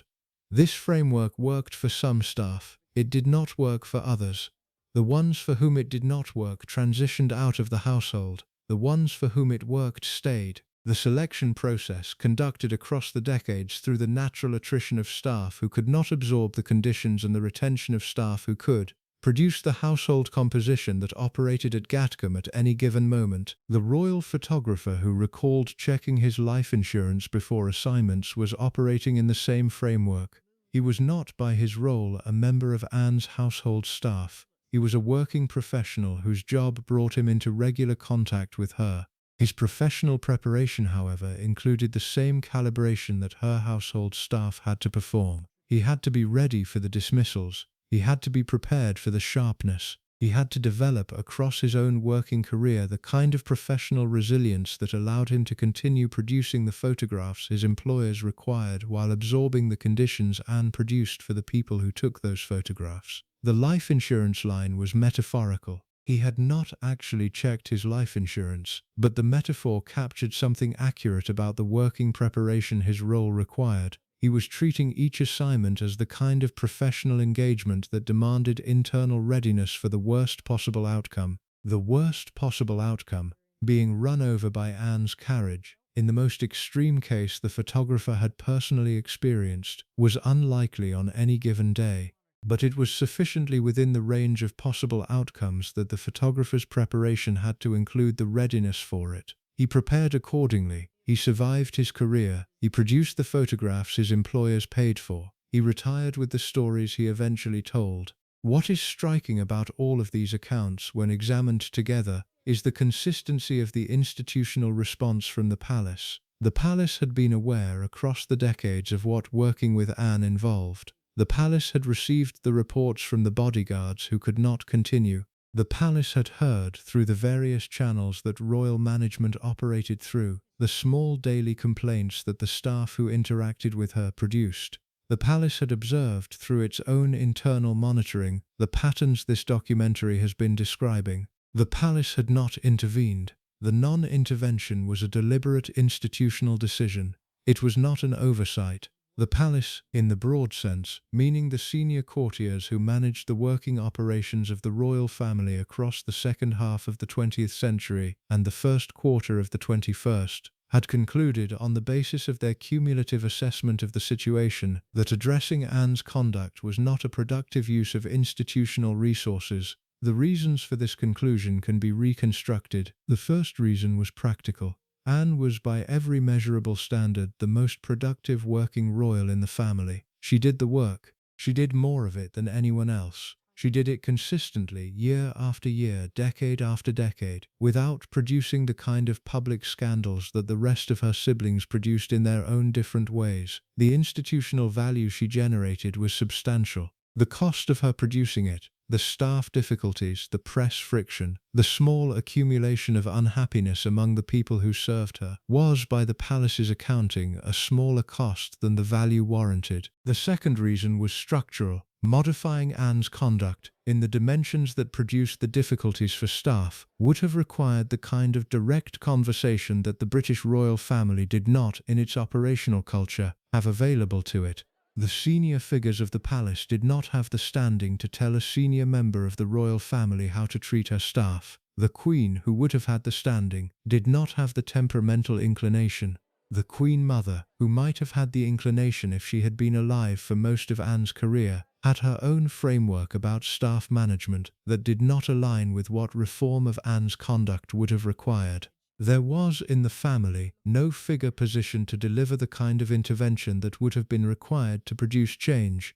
The third reason was cultural. The British royal family, across the second half of the 20th century, had operated under the broad principle that senior royals were not subject to the kind of personal management that ordinary employees received from their employers. The senior royals were the institution. The institution adjusted to them, not the other way around. This principle had operated for the Queen Mother, for Philip, for the Queen herself in her own particular ways. The principle operated for Anne. She did her work. She conducted her conduct in the ways her temperament required. The institution arranged itself around her. The cumulative effect of these factors was the unwritten contract this documentary has been referring to. The contract operated as follows. Anne would produce the working royal output that the institution required. The institution would absorb on her behalf the staffing consequences of her temperament. The staff who could absorb the conditions would stay. The staff who could not would be allowed to transition out without prejudice. The palace would manage the press relationships in ways that softened her public reputation enough to maintain the country's affection for her. The country would receive the version of Anne that produced the affection. The actual version, the one her staff worked alongside, would remain inside the household as the operational reality that the contract was designed to contain. The contract worked. It has been working for 50 years. It has produced, by the metrics the institution uses to measure such things, exactly the outcomes the institution was hoping for. Anne is admired by the country. Anne does the work. The staff who can absorb her find their way through to retirement with the kind of distinctive career that royal service produces. The staff who cannot find other work without producing the kind of public exits that would damage the institution. The system holds. What the system does not address is the question of what the system has cost the people inside it. This is the dimension that has been emerging slowly across the recent disclosures. The staff who have begun to talk, through Tom Quinn's interviews, through the various working royal photographers' memoirs, through the small accumulation of details that emerge in long-form journalism about the family, have been describing a working environment whose costs were real. The costs were absorbed by the people inside the environment. The institution did not absorb them. The country did not absorb them. They were absorbed by the bodyguards who could not continue, by the photographers who developed the metaphors about life insurance, by the various staff members who built their working lives around the management of conditions that the palace had decided not to address. These were real costs. They were paid by real people. The people who paid them were not, in the broad sense, complaining. They were professionals who had taken assignments and produced the work the assignments required. The professional culture of British royal service did not on the whole produce complaint. It produced the absorbing this documentary has been describing. The absorbing was the job. The people who took the job did the job. But the costs were real, and the historical record that is now slowly being assembled is the record of those costs becoming finally visible. What does the record show when assembled? It shows a working environment where the principal standards exceeded what most professionals could meet. It shows a system of absorption that protected the principal from the consequences of her own conduct, while transferring those consequences to the staff who served her. It shows an institutional decision, made and remade across the decades, that the trade was acceptable, that the work Anne was producing justified the costs that the system was producing. It shows finally the gradual emergence of the staff voices that the working culture had previously kept silent. The emergence has been measured. The staff who have spoken have not, on the whole, produced the kind of comprehensive denunciations that other difficult employers have eventually had directed at them. They have produced the small, accurate disclosures that allow the working reality to be reconstructed. The bodyguard who left after a year, the photographer who developed the life insurance metaphor, the lady-in-waiting whose period of service was shorter than her predecessors and who after retirement mentioned to Quinn or to other interviewers the small specific incident that captured what serving Anne had actually involved. The accounts are partial. The full record will not be available for decades. Many of the staff who served Anne in the 1970s and 1980s are now dead, or are in advanced age, and have produced their disclosures in the limited forms that their generation's professional culture permitted. The staff who served her in the 1990s and 2000s are, for the most part, still alive and still bound by the discretion that royal service requires. They will in time produce their own accounts. The accounts will fill in the picture this documentary has been working to draw. What the picture will eventually show is what the partial picture already shows. A senior royal whose work was substantial enough to justify, in the institutional accounting, the costs her working environment imposed.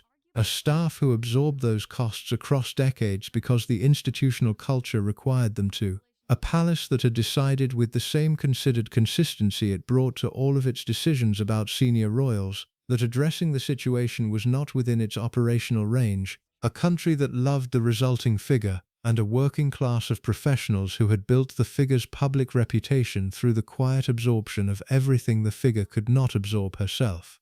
The figure continues. She is now 75 years old. She continues to do the work at the rate she has always done it. The 2024 figures showed her completing 474 engagements that year, 395 in the United Kingdom, 79 abroad. She remained in 2024 the hardest working royal for the fourth straight year. She has, in the year of this documentary's preparation, shown no indication of slowing the pace at which she has been operating since the late 1960s. The staff continues to absorb her. The palace continues to facilitate the absorption. The country continues to admire her. The system, 56 years after her first official engagement in 1969, operates exactly as it has always operated. In the final part, we look at what she has built, the 400 patronages, the Save the Children work that has defined her charitable involvement for half a century, the HGV license, the 2002 dog conviction that made her the first British royal in modern history convicted of a criminal offence, the current marriage to Tim Lawrence, the 75-year-old woman who is in the present moment still doing exactly the same work in exactly the same manner she has been doing it since the early 1970s, and the question of what her legacy will look like when she eventually stops doing the work, when the temperament that has produced the working life will, for the first time in over half a century, no longer be operating at the rate that has defined it.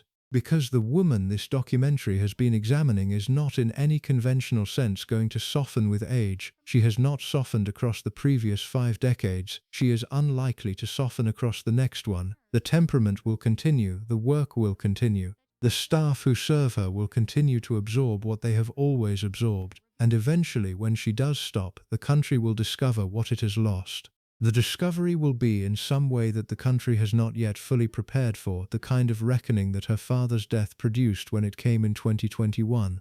The hardest working royal will be gone. The work will not, in any obvious way, be replaceable. The system that has organized itself around her for as long as the system can remember will have to find a new way of operating without the figure who has been at the center of so much of what it has done. She is 75 years old. She works at the rate she has always worked. In 2024, the most recent year for which the figures have been published, she completed 474 official engagements. 395 took place in the United Kingdom, 79 took place abroad. The figures made her, for the 4th consecutive year, the hardest working member of the British royal family.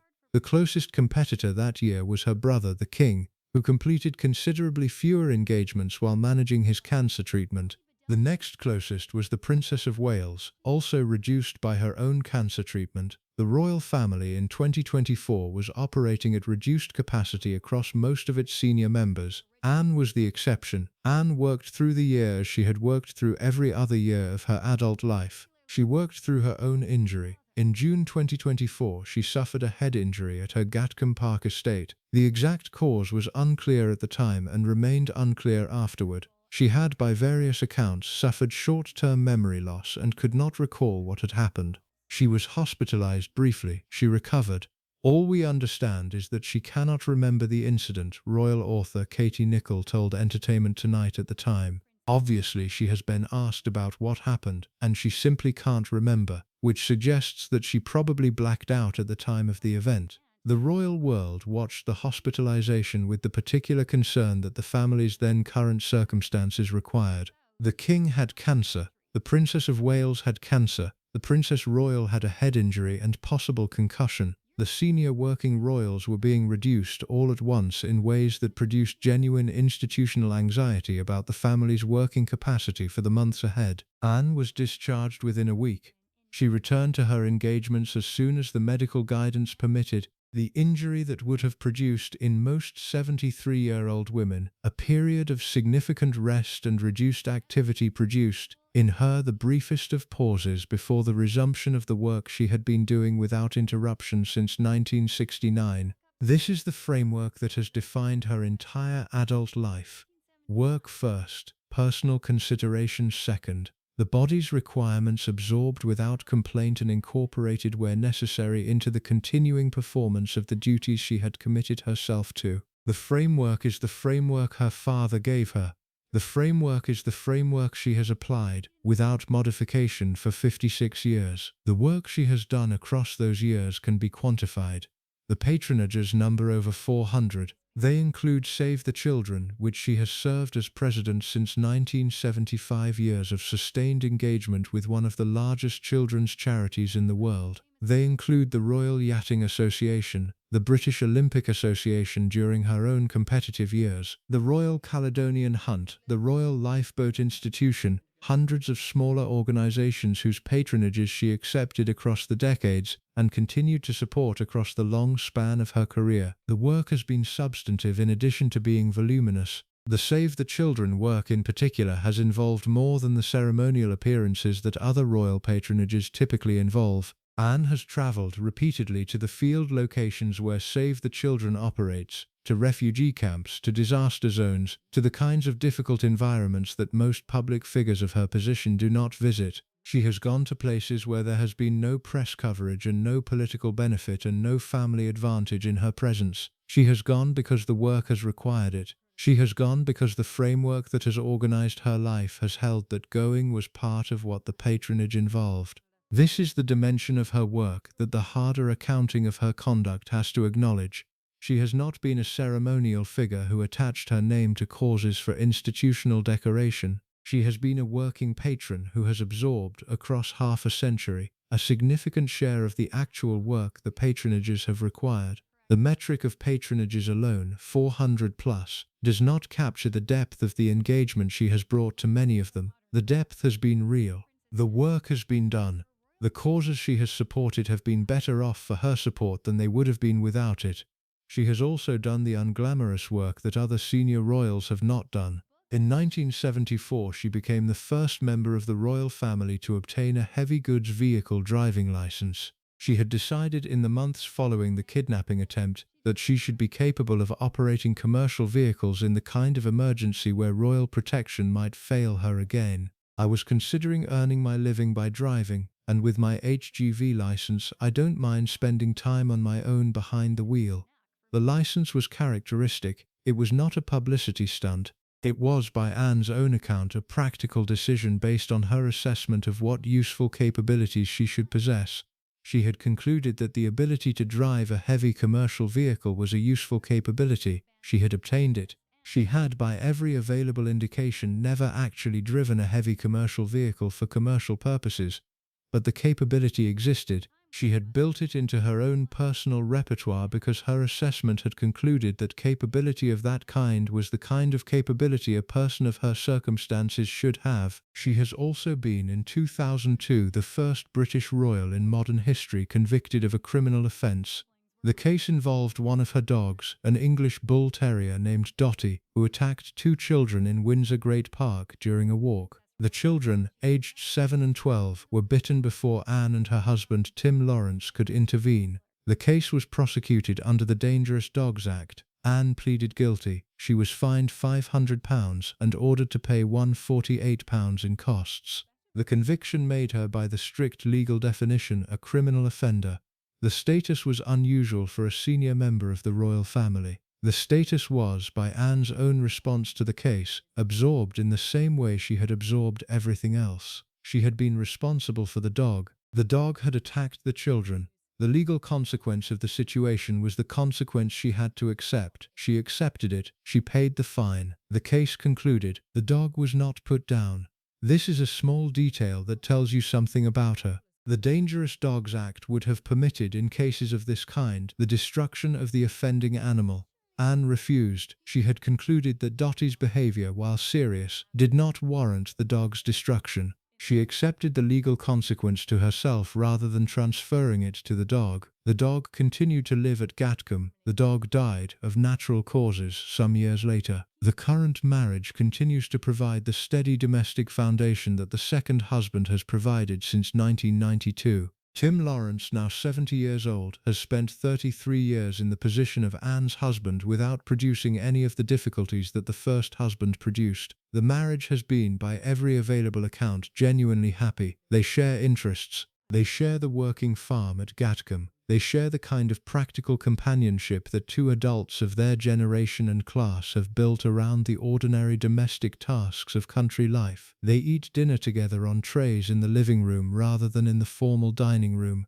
They watch the rugby together on weekends. They have, by the kind of small daily rhythms that long marriages produce, constructed a life that works. Lawrence's success in the role has been by retrospective examination, a function of his own particular qualities matched to her requirements. He was a serving naval officer when they married, the same Royal Navy that had given Philip his original professional formation, the same disciplined institutional culture that had produced the kind of man Anne had been raised to recognize. He retired from the Navy in 2010 with the rank of Vice Admiral. He has, since retirement, occupied his time with the various positions that British retired senior officers typically occupy: directorships, charity work, the kind of professional engagement that did not compete with Anne's own working calendar. He does not seek attention. He does not produce in the British press the kind of independent profile that other royal husbands have produced. He stands beside Anne at her engagements, performs the consort role with quiet competence, and disappears from public view when the engagement concludes. The discretion has been complete. The marriage, sustained by the discretion, has worked for 33 years and shows no indication of altering. What this has produced across the second half of her career is the version of Anne that the country has most clearly recognized. The hard-working princess in the practical country marriage, doing the work, absorbing the small daily difficulties without complaint, presenting the same brisk, competent figure year after year and decade after decade. The version is, in the basic dimensions, accurate.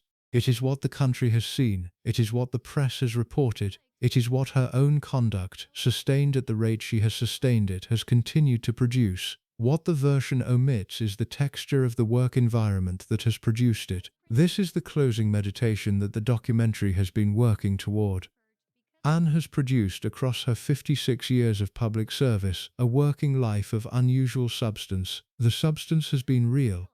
The country has been better off for her work than it would have been without it. The institutions she has supported have been better resourced because she has supported them. The patronages she has held have benefited from her actual engagement rather than from the passive lending of her name. She has also produced, across the same 56 years, a working environment whose costs have been distributed across the people who served her, the bodyguards who could not continue, the photographers who developed the metaphors about life insurance, the ladies-in-waiting who served their stints and moved on, the various staff members whose careers in royal service had been shorter than they had originally expected because the conditions of service had exceeded what they could absorb. The palace had decided, decades ago, that addressing this was not its responsibility. The staff had absorbed what could not be addressed. The country had received the version of her that the absorbing produced. Both pictures are real. The hardest working royal is the version the public has seen and admired. The merciless principal whose staff calibrated themselves to the conditions she required is the version her household has absorbed. They are the same woman. The same temperament has produced both pictures. The temperament her father transmitted to her in childhood, the discipline that allowed her to refuse a kidnapper, the briskness that produced 500 engagements a year, the impatience with anything she considered fuss, has been operating throughout. The country has loved the qualities the temperament has produced for public consumption. The staff have absorbed the qualities the temperament has produced for them. What will happen when she eventually stops working is a question the institution has begun to face with some practical concern. Anne has in 2026 shown no indication of intending to slow her pace. Her sister-in-law, the Queen, has acknowledged in occasional remarks that the family will need to think about Anne's eventual retirement at some point. Anne herself has, on the two occasions when interviewers have raised the subject directly, at her 60th birthday in 2010 and her 70th in 2020, declined to engage with it. She denied any plans to retire on both occasions, citing her parents' example and her commitment to her duty. The example she cited was specific. Her mother had worked until 96, her father had worked until 97. Both had stopped only when their bodies had finally refused to continue. Anne had, in her own internal calculation, set the same standard for herself. She would stop when she could no longer do the work. The cessation would be a function of biology rather than of choice. The choice had been made decades earlier when she had decided that this was the framework she would live inside. The framework would continue to hold for as long as she was alive. When she does eventually stop, the institution will face a particular kind of difficulty. The work she has been doing is not in any obvious way replaceable. Her brother the King has his own demanding schedule. The Princess of Wales has hers. The other senior royals, William, Camilla, Edward and his wife Sophie, have theirs. None of them produce individually anything close to the volume of engagements that Anne has produced. None of them are likely to begin producing it. The institutional capacity that Anne has represented across the past 5 decades will, when she stops, be lost in a way that the family cannot replace. This is one of the reasons the palace's decision not to intervene in her conduct has been, in retrospective assessment, defensible by its own internal logic. Modifying her behavior would have required institutional pressure that the family had not been able to apply. The pressure, even if applicable, might have produced a less productive working royal in exchange for the modification. The trade, the staff difficulties absorbed in exchange for the unmatched institutional output, has been, by the standards of pure institutional accounting, a trade that the institution has been willing to make. The staff who paid the costs of the trade did not in the conventional sense agree to pay them. The agreement was implicit, embedded in the conditions of royal service that the British class system has produced across centuries. The staff who took the assignments understood at some level what the assignments would involve. The understanding was incomplete in the specific ways that royal service tends to produce incomplete understanding. The staff learned, in the working performance of their roles, what they had not understood at the moment of their hiring. They absorbed what they learned. The professional culture they operated inside required the absorbing. This is the dimension of the story that the contemporary culture has begun slowly to question. The professional cultures of the late 20th century, the cultures that absorb difficult principles across many institutions, not just the British royal family, have been giving way, across the past 2 decades, to professional cultures that demand more accountability from the difficult principles. The royal family has been the slowest of the British institutions to modify its assumptions about this. The royal family has continued to operate into the present on the broad principle that senior royals are not subject to ordinary employer accountability. Anne has benefited from this. She is the most consequential beneficiary of it that the modern British royal family has produced. The institutional protection she has received, the press's softened framings of her conduct, the palace's quiet management of her staff difficulties, the country's willingness to interpret her temperament as a charming feature of an admired figure, would not, in the cultural environment that is now developing, be available to a public figure of her kind. If she had begun her career in 2025 instead of 1969, the conditions that produced her public reputation would not exist. The working press would not soften her dismissals. The palace would not be able to manage the public narrative the way it has been able to manage it across the past 5 decades. The staff would have access to forms of public testimony, social media, podcast interviews, the proliferation of channels for direct disclosure that the staff of the 1970s and 1980s did not have. The system that produced the figure the country has loved would not in 2025 be operable. This is the historical accident of her career. She arrived in the role at the right moment for the institution that absorbed her. She built her reputation across the period when British public life still had the capacity to extend the kind of institutional protection that her temperament required. The reputation was real and earned in significant ways, but it was also conditional on the cultural environment that allowed it. The environment is changing. The figure she has built will be in some sense the last of its kind. This is also, in a way, the final dimension of what this documentary has been examining. Anne is not just a senior royal whose temperament has produced specific difficulties for the people who served her.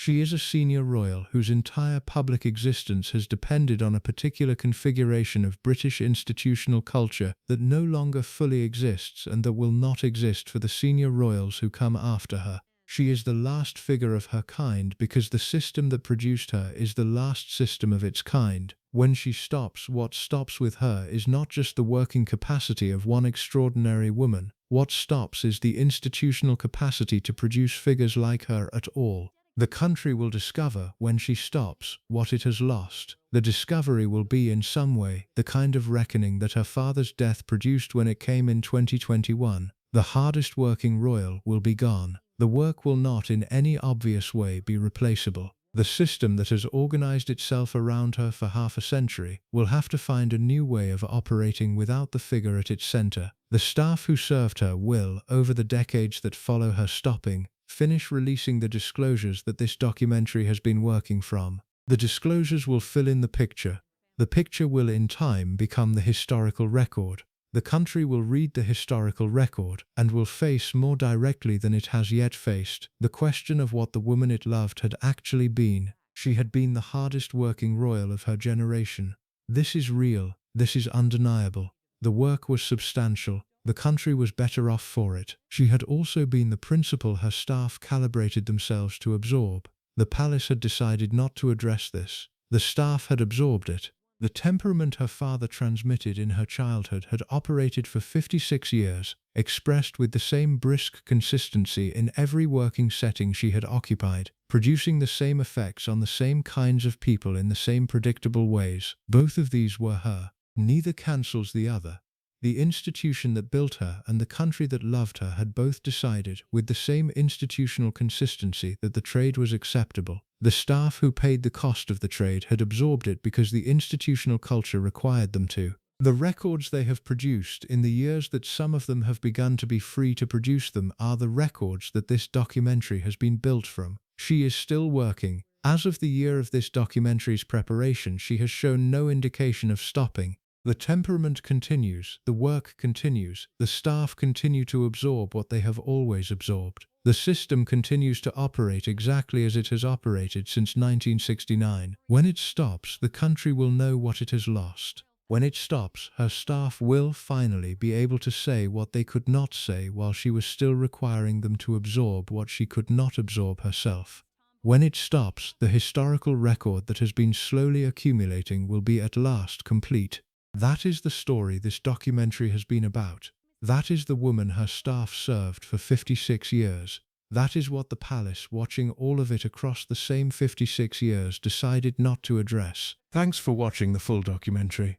If you like this type of documentary, then please stay with us by subscribing to our channel.